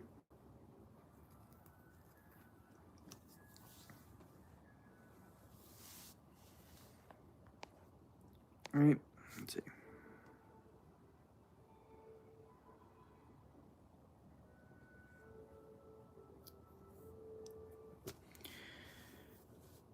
When multiple people all over the world are talking about the same exact creature, it adds more credibility to it.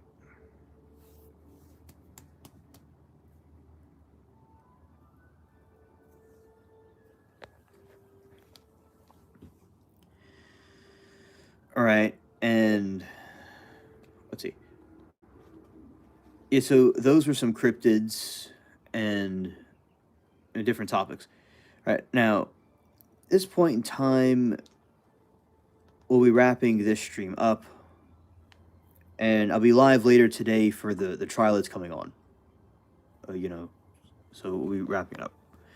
And I recommend you check out the Nephilim were clowns. This guy had tons of content on the subject. Okay, I will look that up. Thank you, buddy. I definitely think like Pennywise the clown was like a Nephilim. The way it was depicted and looked, yeah, that's basically what a Nephilim was like. So I agree. Thank you for telling me about that. All right. And everybody have a good day, evening, wherever. And oh, it's been fun. Yes, it's been fun. And Mark says like giant squid eating boats. You see, Mark, those giant squid eating boats. Those are a type of cryptid that lives beneath the waves. And oh, okay. Thank you, Moose. It's peace be with you, also, Moose, and also with you. And reflex. I'm wearing a pirate hat. It's also like a colonial hat, but it's a pirate hat. Although it does look like a bicycle seat or some sort of hairstyle. No, it's a pirate hat. And yeah, clowns are demons, definitely. So Mark, those big squid. Yeah, it is like a bicycle seat. Yeah, so the Kraken is real, Mark, and they found the giant squid in 2005 underwater. And there's theories that the angels went with sea creatures too and created hybrids with them. So yeah, the Kraken is also like a Nephilim too, or the sea creatures, the giant squid. Yeah. All right. Which I'll be going in a moment, seeing if there's anything else.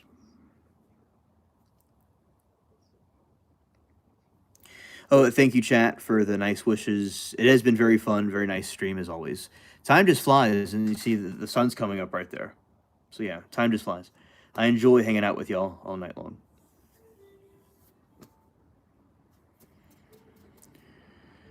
All right, and we do these lives every single day. We'll be on again tomorrow night, and I'll be on later today for the trial.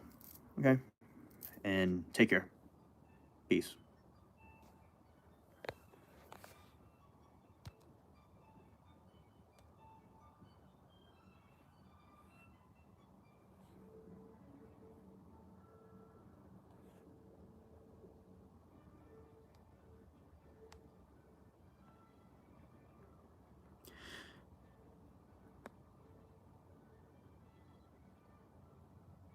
That's a good analogy, Carlos, about Jesus. That's an interesting analogy.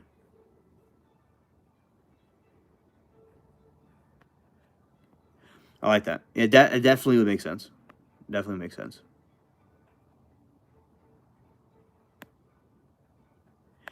Oh, Carlos, it's a good symbolism. You know, it's a good symbolism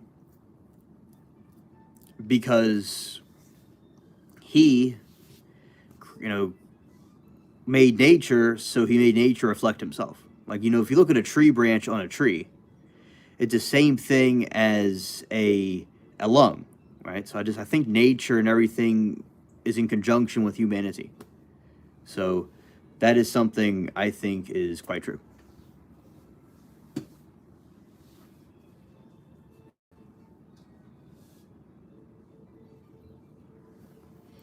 Yeah, a timu leaf, a sheen leaf. Yeah. I'm hearing birds.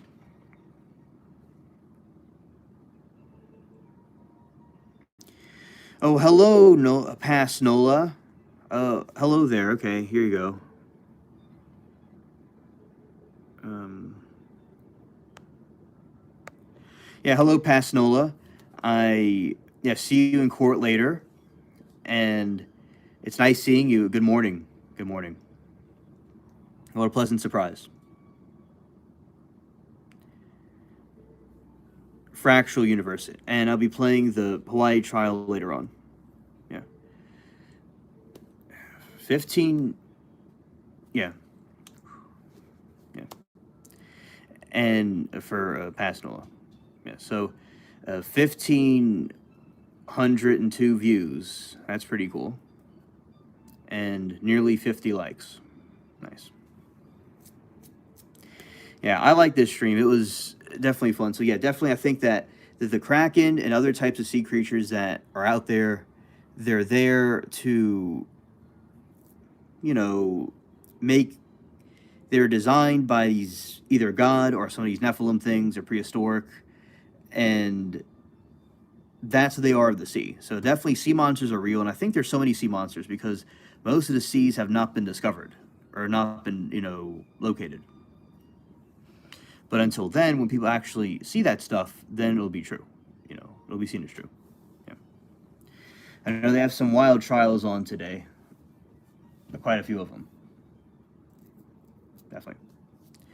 Yeah, it was nice seeing you, Nola, before I signed off. Yeah. And let's go here.